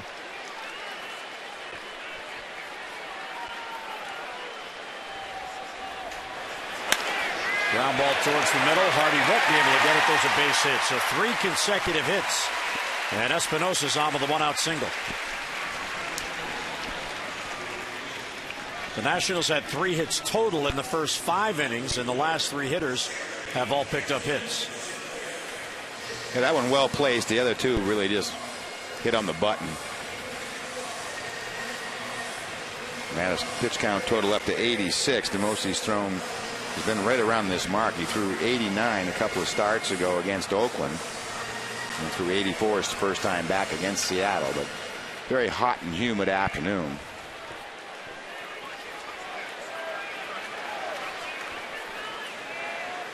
Hairston now. Runner goes. Pitch taken, throw to second by Wieters. Not in time off the glove of Andino, but there's another stolen base off the pitcher. Espinosa had a huge jump. And again, we've been talking about their success against running against left-handed. It's the first move. As soon as Mattis picks his foot up, he is gone. That's 5 stolen bases for Espinosa against lefties without being caught. And there really is no chance for Wieters. And again, you have to have this in the back of your mind. I'm sure if you're manager Jim Riggleman, that we're going to steal off the pitcher, because Wieters is very difficult to run on in the sort of normal stolen base attempt. And I love that brand of baseball. When you have the momentum as an offensive ball club, you score a couple of runs. Momentum's wearing a red jersey right now. Keep that momentum. We saw the Nats do that last night. I've seen them do it all season long. When they're going well, things are going their way. All of a sudden, they're taking chances on the base pass.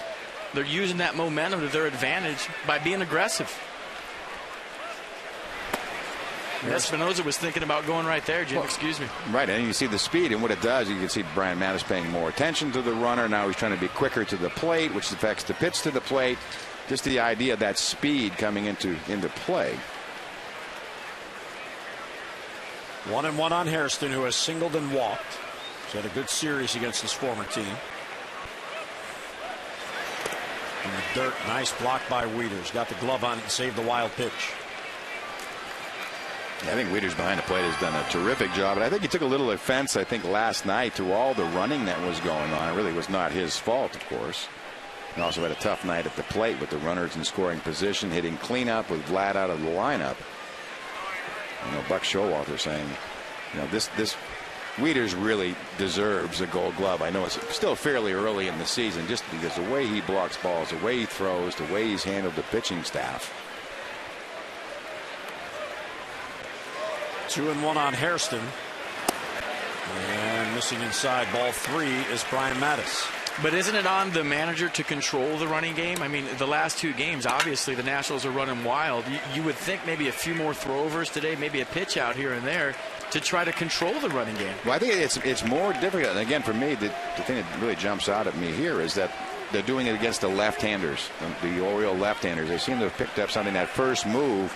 I guess you could put the throw over on it at different times in this. This is interesting. Derek Lee came over to talk to Brian Mattis. and then signal to the bench for Richie Bancells and Buck Showalter to come to the mound. I wonder if Mattis may have done something on that last pitch. And he's going to leave the game. Looks like he's limping.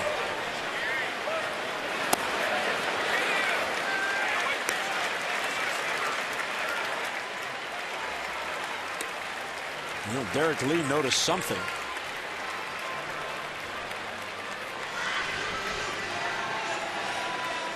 So we'll have a pitching change as Derek Lee said, come on out, something's wrong with the pitcher. He's being helped down the stairs there. So Clay Rapata will come on, and that's in the middle of a rally in the 6th.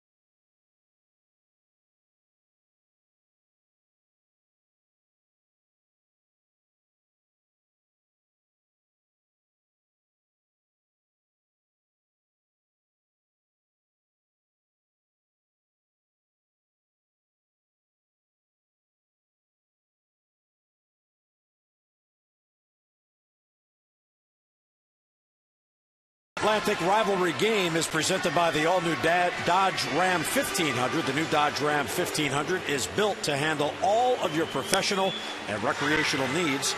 If you're going to be at the ballpark, stop by the Ram display this weekend or visit your local Dodge dealer to learn more and schedule a test drive. You'll be glad you did.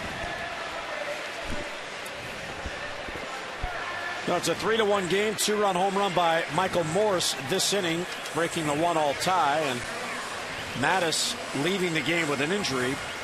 Let's go back 2 pitches. See if we can pick anything up here. And you can see on the fall through, you watch sort of the awkward follow through and finish. Not sure exactly, what would cause it. I don't think he really slipped, but something definitely happened on the pitch 2 pitches ago. Yeah, the left-hander Clay Rapata comes on. So Mattis got to 90 pitches, leaves with an injury. Espinosa turns, runs to third. Rapata spun back, and they have him in a rundown. And Dino gets it to Hardy, still in a rundown, and Derek Lee eventually will tag him out. So how about that? There's what you're talking about, FP. Change it up a little bit. He was suspicious. Maybe he's going to go on the first pitch, and he spun around. Yeah, a lot of times you as a manager have to control the running game, and I'm sure it was discussed. Hey, let's go inside move right here. He's been looking like he wants to steal third base, and they got him. So part of being aggressive is getting caught, and I'm okay with that up by 2 runs. Force the issue, press the envelope, go for it, and sometimes you get caught. Well, good call all the way around. I think Jim Riggleman trying to take advantage of a new pitcher coming into the game, maybe feeling a little uncomfortable on the mound, and for Buck Showalter and his staff, not sure who in the dugout controls the running game, but making the call to put that inside move on. And that is low to Jerry Hairston, ball 4.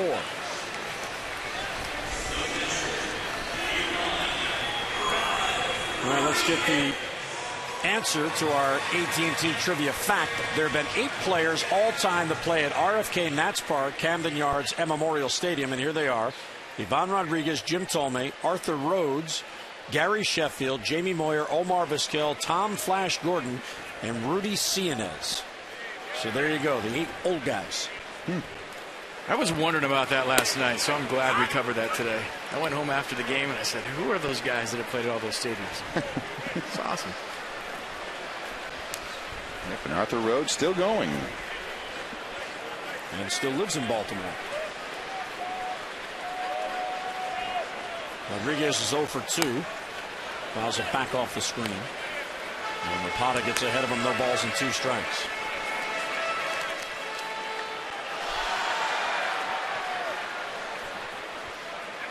You guys, getting back to the controlling the running game, I've played for some managers where if a team steals a bunch of bases in the first game of the series, their attitude is, okay, if you want to run, we're going to throw over. And all of a sudden it becomes a 4.5-hour game with about 20 pickoff throws to first base. Well, it is one way to discourage the running game. Throw over a lot. Very occasional. The thing that seemed to jump out at me is pretty much all these steals were going on first move against the lefties. And they're guessing right, too. That's the thing. When you go first move, you throw over. A lot of times, especially with a guy like Derek Lee at first base, you're not going to beat the relay to second base. Rapata deals down and away.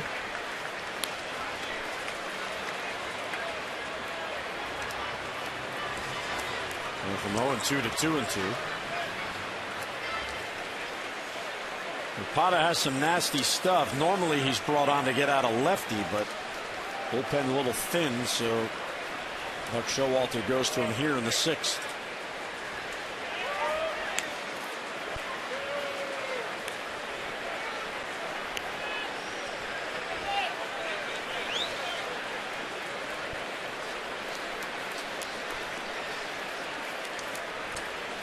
Important not to allow the Nats to get another run if you're Rapata.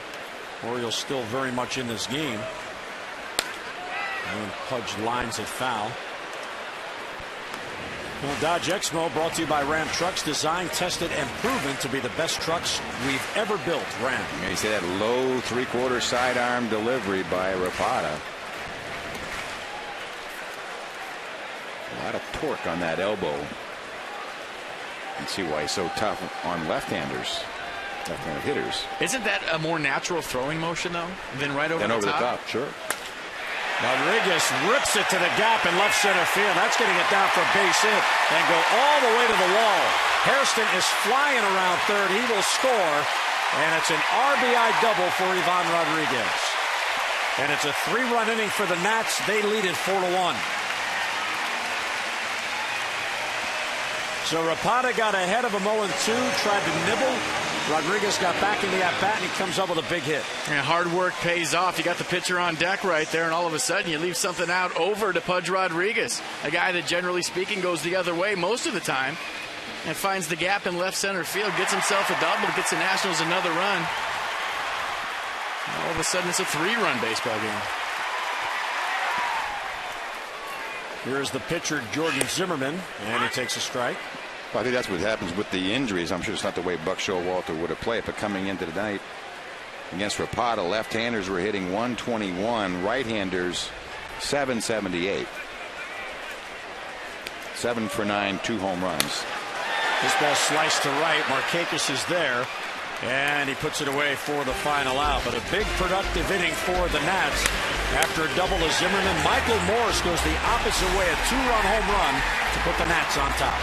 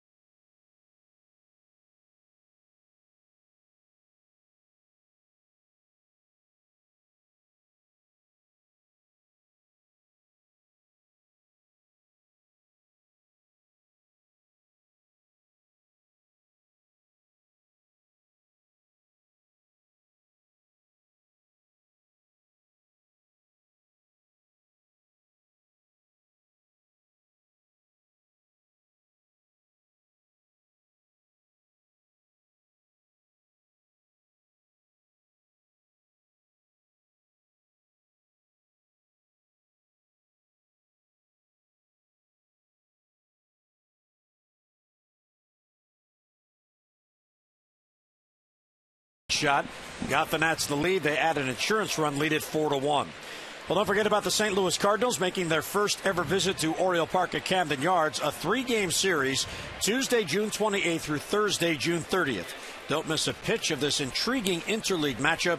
Get your tickets in advance and save 888-848-BIRD or visit Orioles.com. And coming out and see Albert Pujols at Camden Yards. So Zimmerman now has a 3-run lead. In his last start, he pitched 7 scoreless innings and ended up with a no decision. Nats are averaging, or had been, 2.99 runs per game for him. And 87 pitches so far for Jordan Zimmerman. Reynolds, Andino, then the pitcher spot. And Reynolds takes a strike. Yeah, just a terrific strike ball ratio, 51 strikes of the 88 pitches. Ground ball towards the hole. There's a base hit for Reynolds. So the Orioles trying to come right back on Zimmerman. Reynolds now 1 for 2.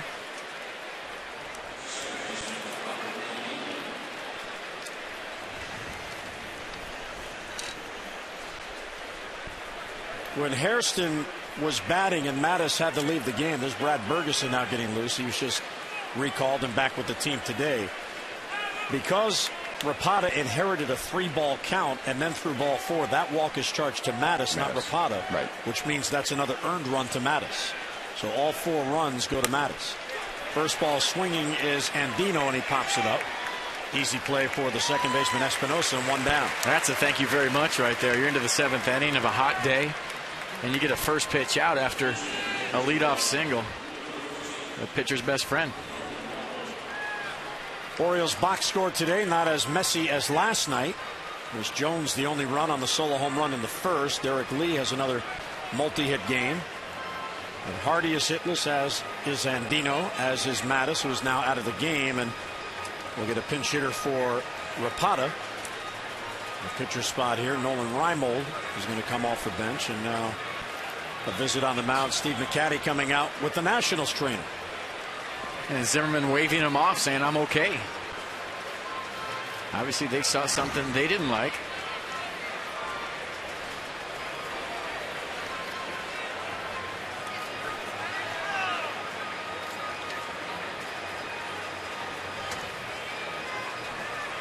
That is a huge meeting on the mound. Well, we've already had, Luke Scott lead with a mild back strain. Brian Mattis, we're not really sure what happened.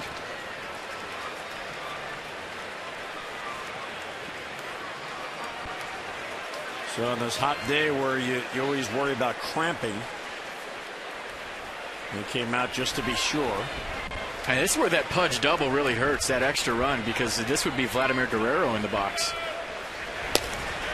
A 2-run deficit versus a 3-run deficit, tying run at the plate. You'd think this would be Vladdy's at bat. Reimold in an 0 for 15 drought.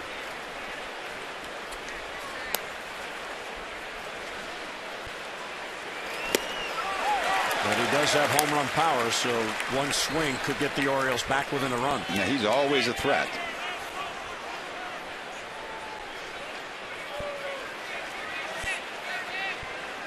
Well, this leaves 3 men on the bench, including the other catcher, Tatum. Reimold, good eye, takes outside, wouldn't chase that slider.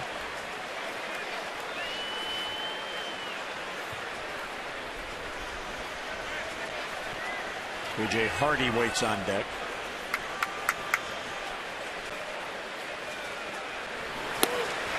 Good pitch there. He swung through it.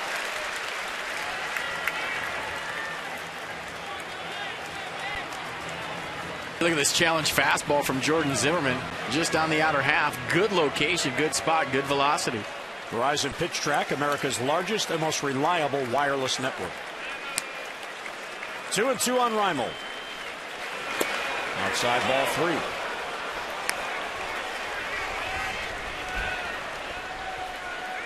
3. Reimold has always had, even going back to his days in the minor leagues, a very good batting eye. And he has worked the count full 3-2. And fouls off a real good pitch. And that low and away 95 keeps his bat alive.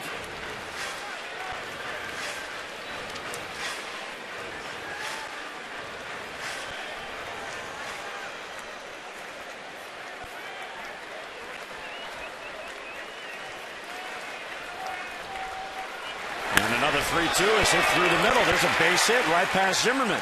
So Reimold comes through with a base hit. There's a way to snap out of a drought. He gets out of an 0 for 15, and that allows the tying run to come to the plate. Real good at-bat by Nolan Reimold. For every Orioles walk this season, Care First Blue Cross Blue Shield will contribute $50 to support the Living Classrooms Foundation. To date, the Orioles have drawn 201 walks, so $10,050 has been donated. Care First Blue Cross Blue Shield encourages each of us to take that first step towards a healthier and more active lifestyle. J.J. Hardy up, and he takes a strike.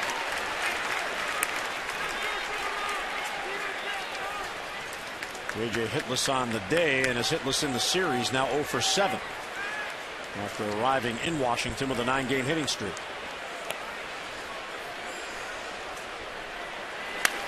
And there's a bloop to right field. That's going to get down for a base hit. Being sent as Reynolds. Worth will not throw towards the plate. He double clutched on it and alertly held the baseball to keep Reimold at second base. So the Orioles chipping back. It's a 4-2 game, and the tying runs are on. They just started to peck away at Zimmerman here in the 7th. Up middle of the plate. J.J. Hardy just fists it out into right field. Well placed. And John Russell aggressively sending Mark Reynolds. And here's Jim Riggleman. We'll get a pitching change, and that'll be it for Jordan Zimmerman. So he can win this game if the Nats get out of this inning. He cannot lose it, but he could pitch to a no decision. Outstanding outing today for Jordan Zimmerman. Pitching change in the 7th.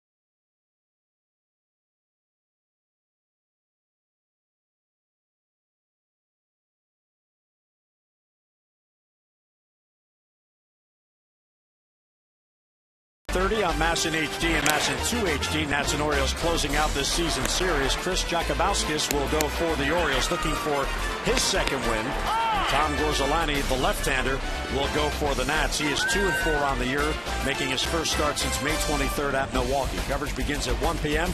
Nats Extra on MASN HD, O's Extra on MASN 2 HD. That is tomorrow on Father's Day. So Jordan Zimmerman chatting with his pitching coach Steve McCatty. 4-2 game. He leaves 2 men on with 1 down, and here is the flamethrower Henry Rodriguez. You see the numbers on Rodriguez. Fastball, slider, change. He's got a fastball in the high 90s. Struck out 23, walked 15. Opponents hitting just 190 against Henry Rodriguez. Markakis at the plate representing the go-ahead run. The tying runs are on. This is an area, one of the reasons the Orioles have had trouble driving in runs A double here could tie the game as Markakis takes low. Markakis has been one of the most proficient doubles hitters since he broke into the major leagues. But the Orioles came into this game today with the fewest doubles of any American League team. And it really notices when you get that double with 2 men on, you can get 2 runs in. They're just not getting those extra base hits in these spots.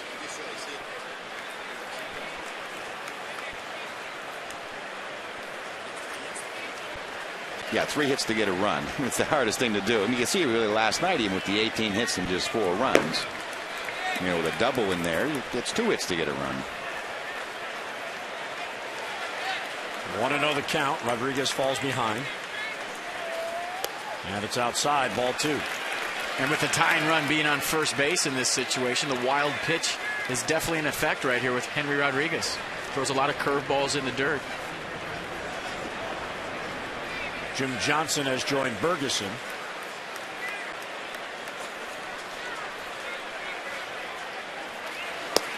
And there's a strike. Nick didn't think so. The vacation relief minor league umpire Dave Rackley loves that low pitch on the corners. Markakis 1 out of 2 on the day. Chance for the Orioles to get back even in this game.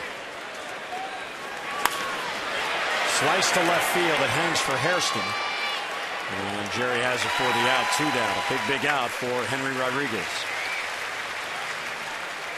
Reimold back to second and back to first. J.J. Hardy. Well, it's time for our Corona Game Flow, brought to you by Corona, who invites you to find your beach. Well, this was a pitching duel through 5 innings. Nationals got 3 off Mattis in the 6th. The Orioles have a run on the board in the 7th. They have Chase Zimmerman. And now it's up to the bullpens. Adam Jones now homered in the 1st. 1 for 3 overall.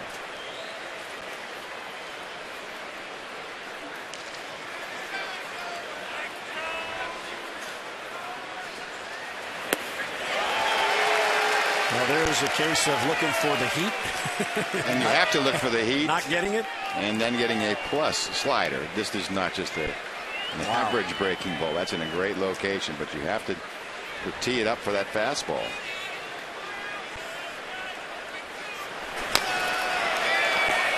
I think he was a little late on that swing. Yeah, right after that 101. You saw it up in Baltimore. Very impressive young arm.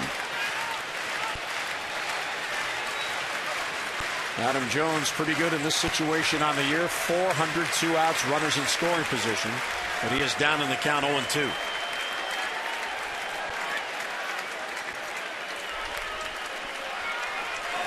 And he got him. Down and in, a 3-pitch strikeout. Adam Jones is out. Orioles settle for a run. 7th inning stretch time now, brought to you by Jack Daniel's Tennessee Honey. Fly straight, drink responsibly.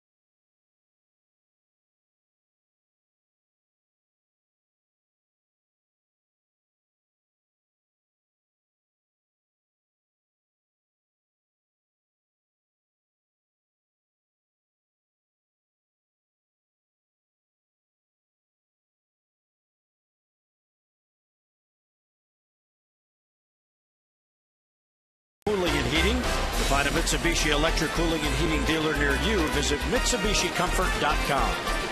By Southwest Airlines, find our fares online only at Southwest.com. And by Honda, see your Honda dealer and discover the great values now being offered. Nice crowd on hand at Nats Park on this real hot day. Hot, humid, daytime baseball. And the Nationals have a 4-2 lead as they come to bat in the bottom of the 7th. A lot of youngsters here as the Nats and the Orioles try to build this rivalry. The two teams just 35 miles apart. And here's Brad Bergeson just back to the team today. Called up following last night's game from AAA. He was sent down on May 28th. Pitching very well since he went down to AAA. 2-1 with a 1.64 ERA. He went down and really just tried to go back to throwing strikes, and what was successful for him at the major league level. 3 starts at Norfolk. You're right, 2-1 with a 1.64 ERA. Just 4 earned runs in 22 innings of work. Big smile on his face this morning. Happy to be back. He'll go against Bernardino, Worth, and Desmond. And misses inside, 1-0. This with Bergeson, it's all about the location, trying to keep that ball down. There's a ball hit through the middle for a base hit. So welcome back to the bigs, and a base hit by Bernardino.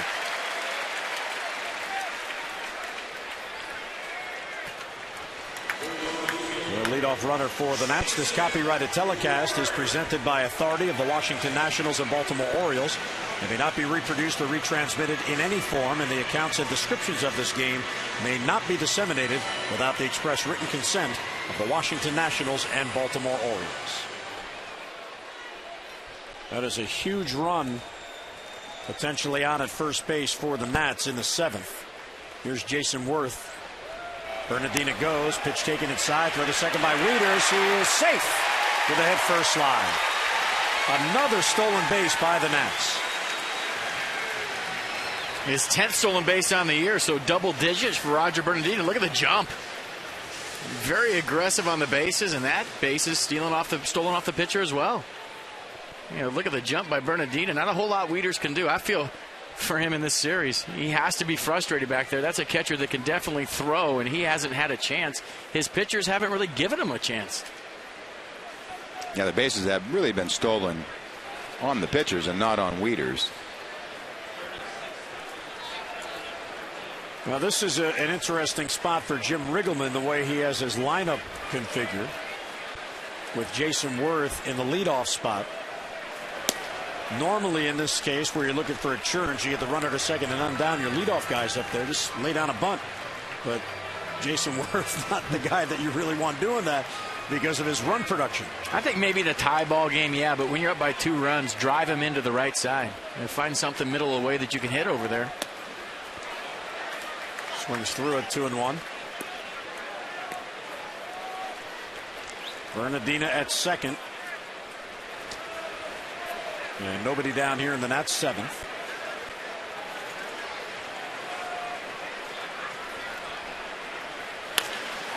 Bouncer towards the hole. Reynolds far to his left, wheels and throws, and he got him. And Bernardino has to hold, so an unproductive at bat for Worth.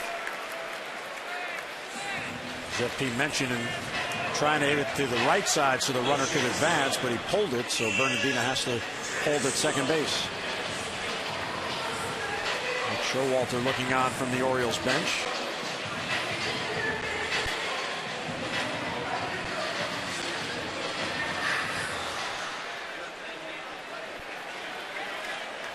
And here's Ian Desmond now, hitless on the day, an 11-game hitting streak on the line. There's a pop-up. Andino. And 2 down. So Bergeson, after the single and the stolen base, has come back to get 2 quick outs. Got a couple quick outs, but he's going to have to get a big out. And Ryan Zimmerman, he had a big day today. First inning comes up, gets a fastball up and in, and that ball was hit far. All of a sudden, he's barreling up everything he sees. He lined out to center field the second at bat, and then in the 6th inning, he smoked a double to right center. So with first base open right here and a hot-hitting Michael Morse on deck, this is going to be interesting.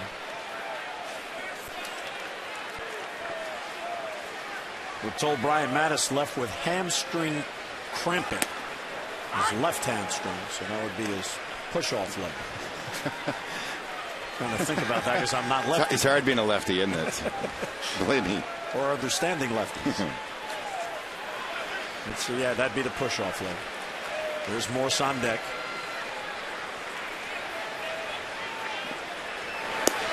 And missing outside, 1-1.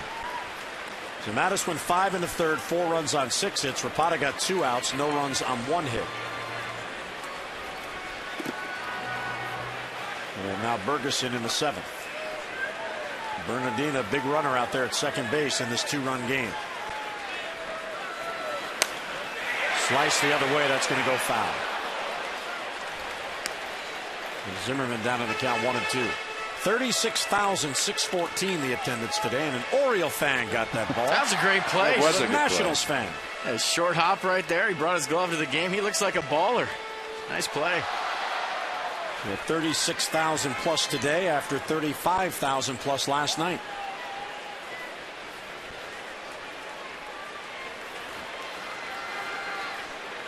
One and 2 on Zimmerman with 2 down.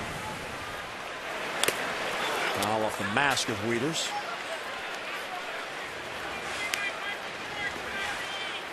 We're not sure what Major League Baseball is going to do with the interleague as they move forward. There's a new basic agreement that has to be negotiated.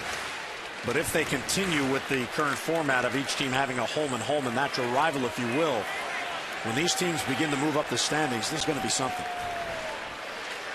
Here's the 1-2 pitch. Slice the other way down the line, and that ball's going to go foul. I mean, I think it already is something. I'm very impressed with the crowds, the intensity of these baseball games, the buzz in the ballpark last night, today. So you're right, yeah. Move up in the standings. This is going to be a big deal, but it's already a pretty big deal. Keep the regional rivalries, forget the rest of them. That's what I say. Well, that's a good point, but the problem is there aren't enough of the regional rivalries. I mean, I can't wait to get home and watch the White Sox against the Diamondbacks tonight. Which is high 2-2, and there you go. Exactly the point. What to me, they hate each other. The best way to determine everything to me is everybody play the same teams the same amount of times. Detroit and Colorado, set your DVR. Just born. 2-2 on Zimmerman. Bergeson being careful. Another foul back. Pittsburgh, Cleveland, that's a good one. See, one of the problems is with the different numbers of teams in the divisions. If every division had the same number of teams, then you could just continue to rotate it and say, well, everyone in the AL East this year is going to play the NL East, and then next year you're going to play the NL Central. That was the intention when this idea first came into play in 1997. But now with these rivalries taking up 6 of the 18 games, you play different teams. Padres, Twins. That's right up here at the top. I'm just trying to think of who Toronto is playing at the moment. They're in Cincinnati. Toronto, Cincinnati.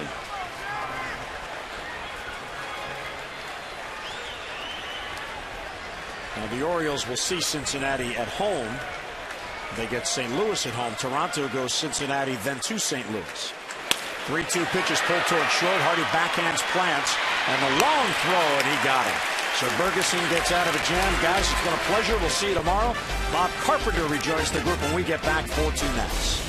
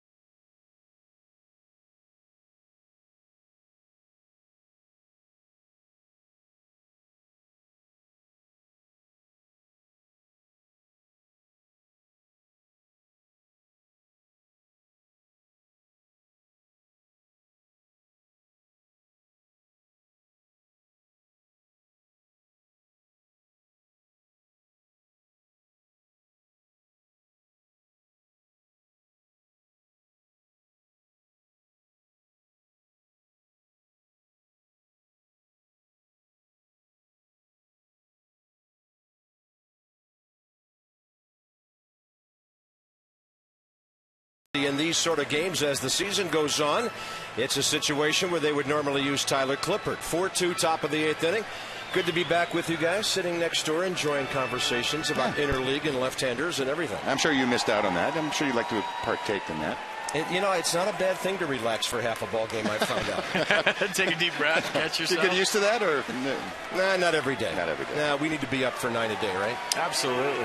Yeah, I'm impressed with Henry Rodriguez. Yeah. Nice command of the strike zone so far. He did a good job last night.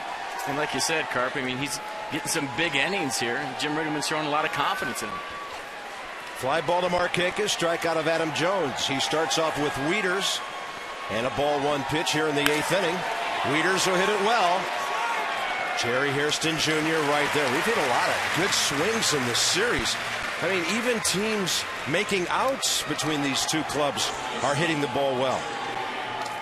Yeah, a lot of balls squared up, especially this guy getting in the box right now. You might as well just put him on second base. Although, the Nats got him out last time. Derek Lee made it out. Newsflash. Well, I figured he had to hit it hard at somebody, and he did. He hit it so hard, Desmond bobbled it before throwing him out. So here's Derek Lee, 7 for 8. See what he can do with maybe a triple-digit fastball here. 101, a little bit low, ball 1.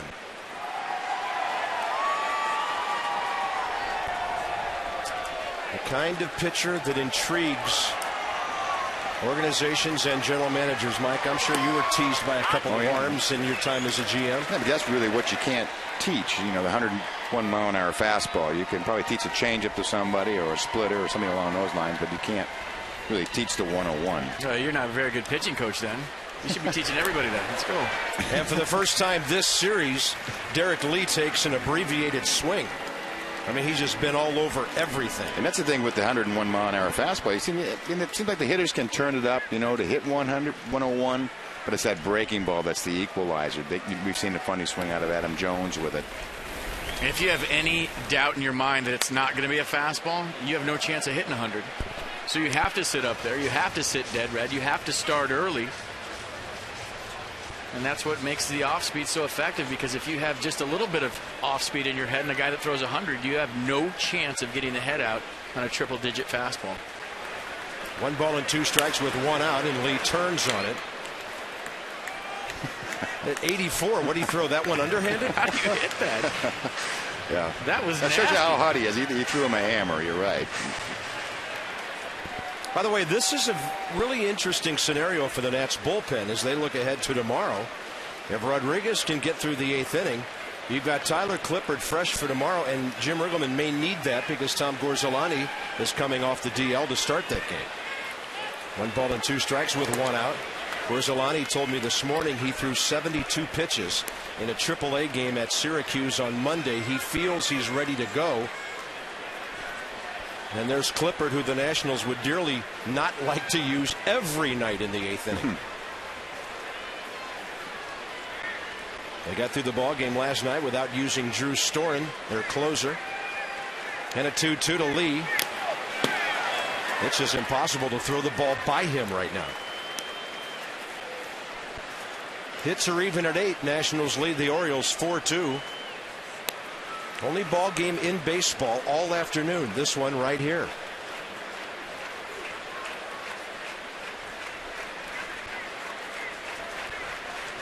Target outside corner. Lee will fly it. That'll be an easy one for Jerry Hairston once he comes in. 2 outs. Really the first routine out Lee has made.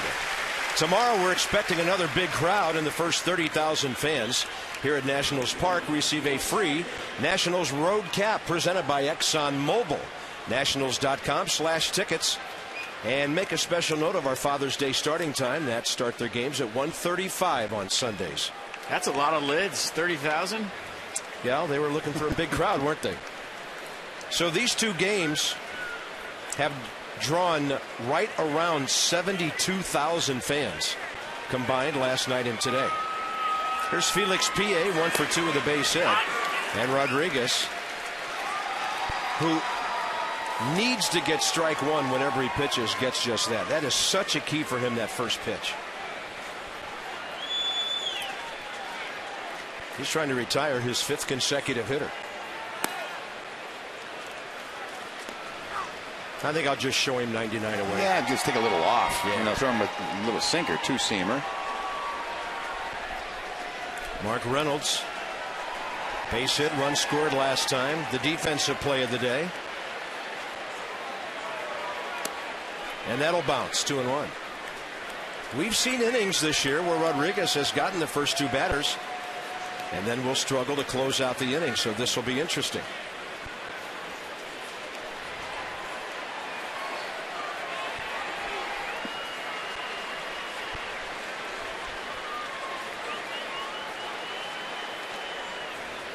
Target away on 2-1. He misses his spot. Ball 3. See Pudge playing pitching coach behind the plate, saying, tuck that shoulder in and bring it right to me. Should there be a time when he just sets up down the middle and quit trying to hit corners with a guy like this? It's funny because I always had trouble, I guess, even when I was pitching in a 3-0 count. If the catcher sat down the middle, it just didn't seem right to me. Sit in the corner where you normally sit and just pull me into the glove. There it is, a 2-out walk. First base runner given up by Henry Rodriguez, who will now face Mark Reynolds. We got a game flow going on a warm afternoon here. Be one with it. It's brought to you by Hankook Tires. 83 at game time. I would venture to say 5 degrees, maybe more, warmer than that. We were forecast for 90 degrees here in the district today.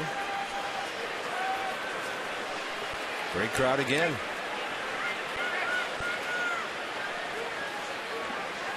Reynolds a walk in the second, swinging strikeout in the fourth, and the base hit last inning that helped the Orioles get that second run. Ball 1. By the way, Jim Hunter tells me that it was many PAs ago when Felix last walked September 14th. 144 at bats. Hard guy to walk. Thanks, Jim. Wow. Ball 2. Now this becomes a huge at bat. I mean, for obvious reasons, but I guarantee you Vladimir Guerrero is going to pinch hit for Andino.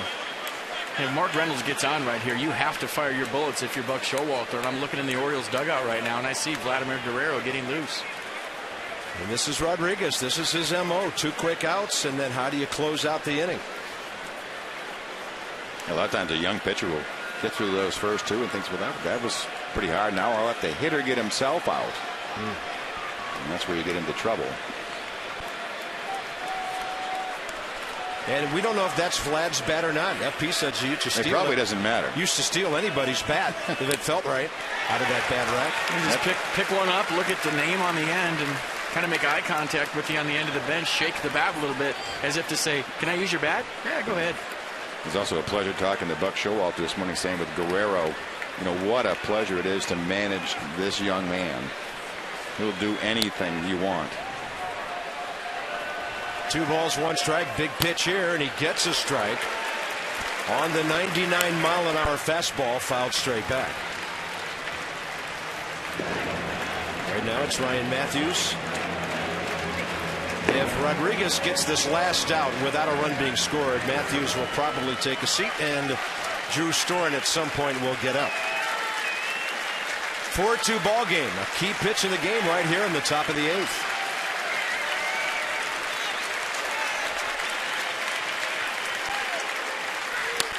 Reynolds stays with it and stays alive.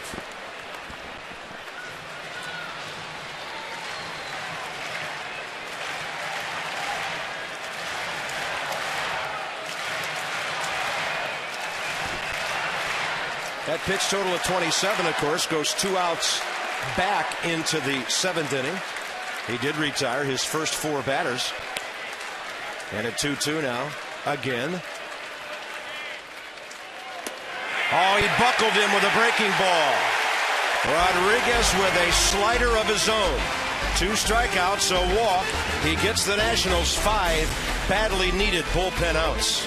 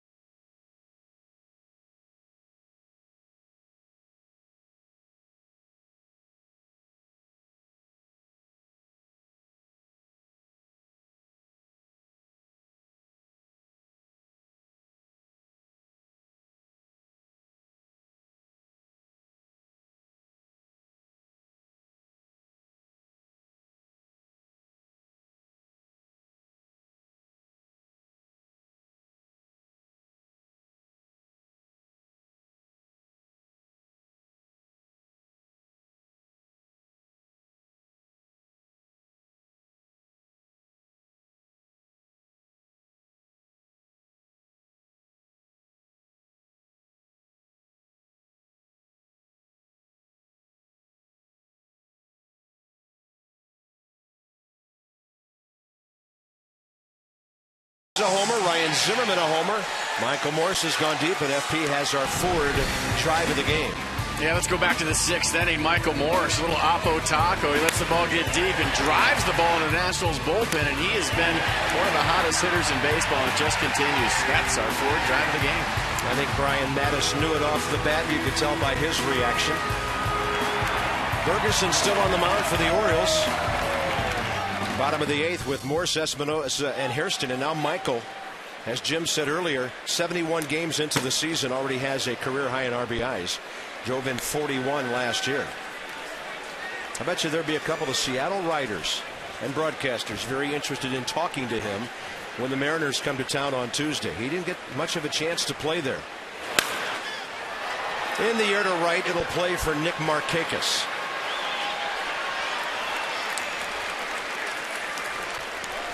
That's funny. Michael Morse hits a fly ball now, and the crowd reacts like he got it.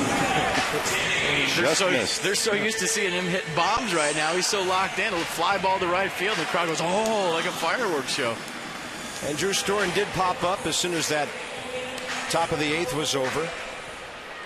The Orioles will have 8, 9, and 1, so a real key thing will be the first batter to see if they can get somebody on for Vladimir Guerrero to bat for the pitcher. Danny Espinosa 1 for 3, robbed of a double by Reynolds, and then a base hit cleanly up the middle before stealing second, then getting picked off last time.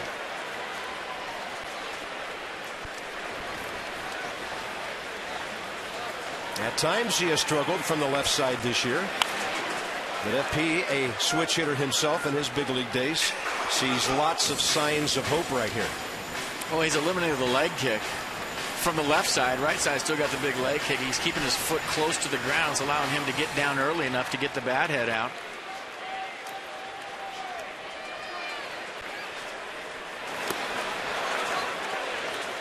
You know, just a matter of time, in my opinion. You know, everybody's worried about Danny Espinosa's swing from the left side, and I mean, you see more right-handers. You have more opportunity to work out your kinks from the left side. So while everybody's asking if he should just hit right-handed, I said, hey, he's going to figure it out, and he has.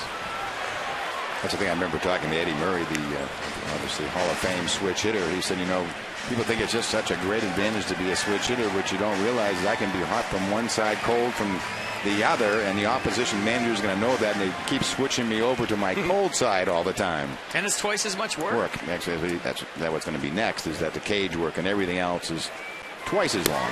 Espinosa swings and misses what appeared to be a sinking fastball. And that'll be the second out here. All right, time to vote for the AT&T Player of the Game. Today's candidates: A, Jordan Zimmerman; B, Adam Jones; C, Michael Morse. You Zimmerman fans, Ryan will probably have to write him in. It should have been Jordan/Ryan for A. Text ABRC to 51862. We'll have the results for you after the game on O's Extra. Hairston, how about Jerry? 7 plate appearances in this series, on base 7 times, with 4 hits and 3 walks. Such a big thing for an offense when somebody batting 6th, 7th, 8th is getting on base. Comes through, yeah, absolutely. Ferguson suddenly throwing the ball pretty well. He's trying to get 6 outs in his return to the big leagues after that 5.36 ERA that got him sent down May 28th. Yeah, Buck Showalter was talking something about having a long relief right-hander. So many left-handers in the rotation. Well, with this guy's starting background, that should be no problem, huh? Nope, once you get stretched out.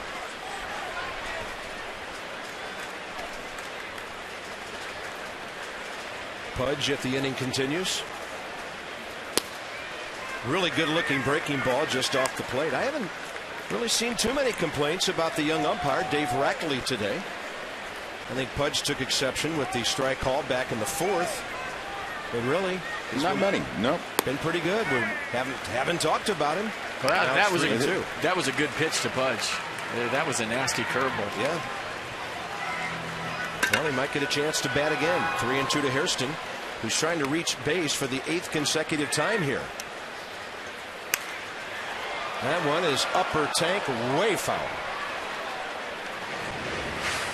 Those folks deserve a souvenir every once in a while, too. Yeah, but I don't know if you'd expect to get a souvenir in that part of the ballpark.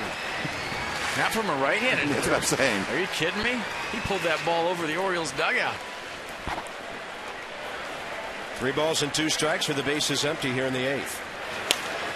Hairston over by the other dugout. Looks playable for a Gold Glover, Derek Lee. He's not going to miss that. So here we go, 9th inning. Drew Storen coming off a blown save 2 nights ago.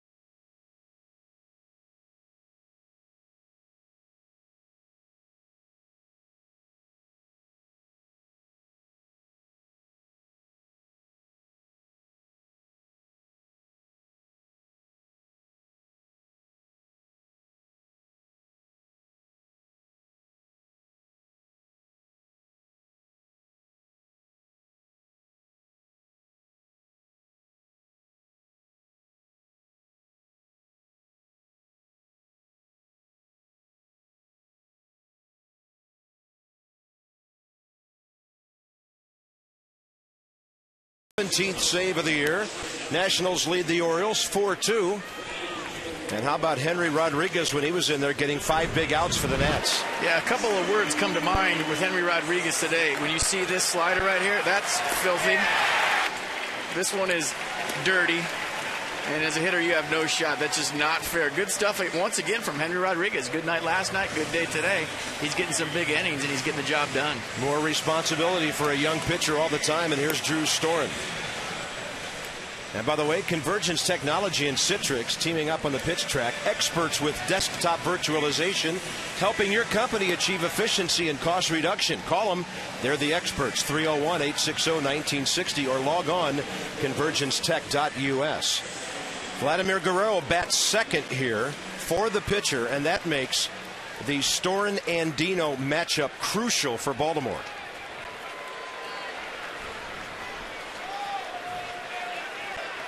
Storen wants to get this guy so Vlad cannot tie the game. We'll start playing that scoreboard math. Down 2, need a runner.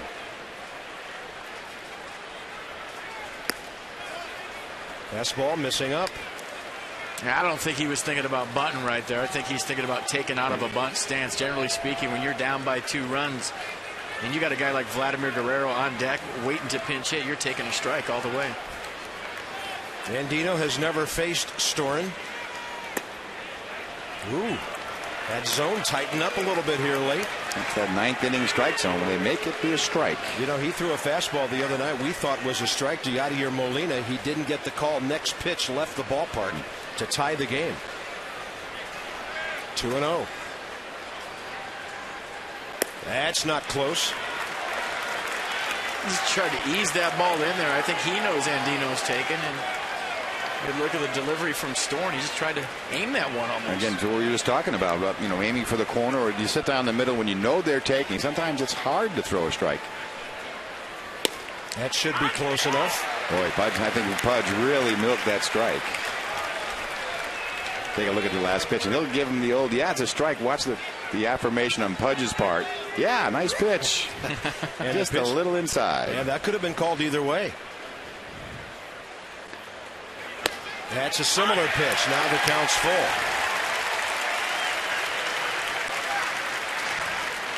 Andino 0 for 2 with a walk today. Had a nice night here with 2 hits, 2 runs, and RBI last night. Here comes another big pitch in this game.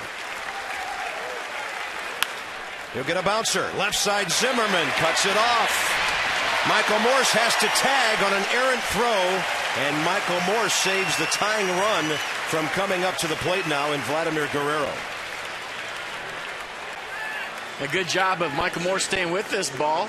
Ryan Zimmerman gets it on the big hop, throws it a little bit up the line, comes off the bag for the tag. Good job. Sometimes you see that ball pop out when you tag the runner. Good job of squeezing it, Michael Morse. Vladimir Guerrero has never faced Drew Storen.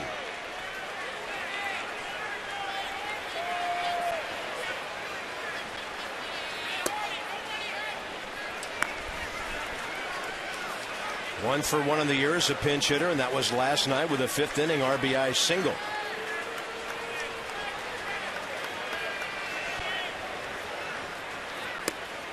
And Storen goes 2-0 on another hitter. A good job of coming back and getting Andino. Now he finds himself in a hole again, and I don't know that I've ever seen Vladdy take 2 pitches.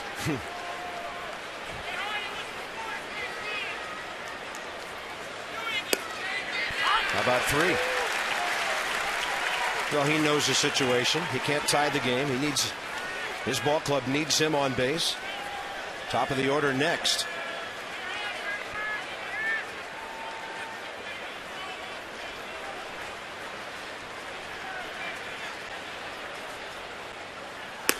Nothing but fastballs from Drew Storen here so far. Yep, 2-run lead. He's got a great slider, but I guess he doesn't feel he's in a position to throw it at this point because of these counts. Next up is J.J. Hardy. Yeah, it seems like he's just trying to, again, get ahead with the first couple of pitches, falls behind, and then kind of trapped into the fastball count. That's perfect on the outside corner.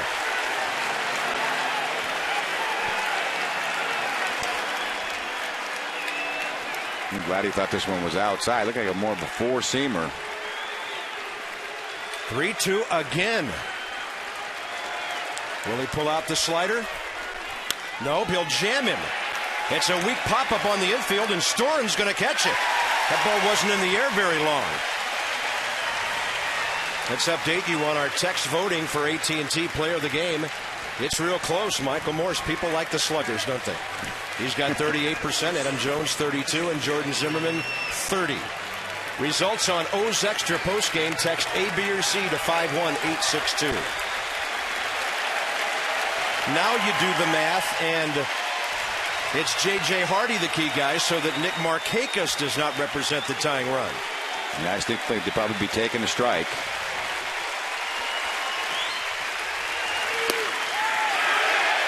You see that run right there? He threw that. He threw that through the target, not to the target. I think first couple of hitters when he fell behind, he was just throwing it to Pudge. That one he tried to throw through Pudge.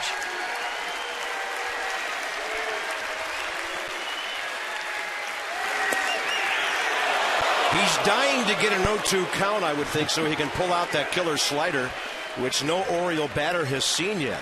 This is another hitter, J.J. Hardy, who has never faced Drew Storen. Bases empty, 2 outs, and a 1-1 count. Fastball up, fly ball to center, and the Washington Nationals are 1 game under 500. Drew Storen with a 17th save. The Nats beat the O's 4-2, and they'll be going for a sweep of this battle.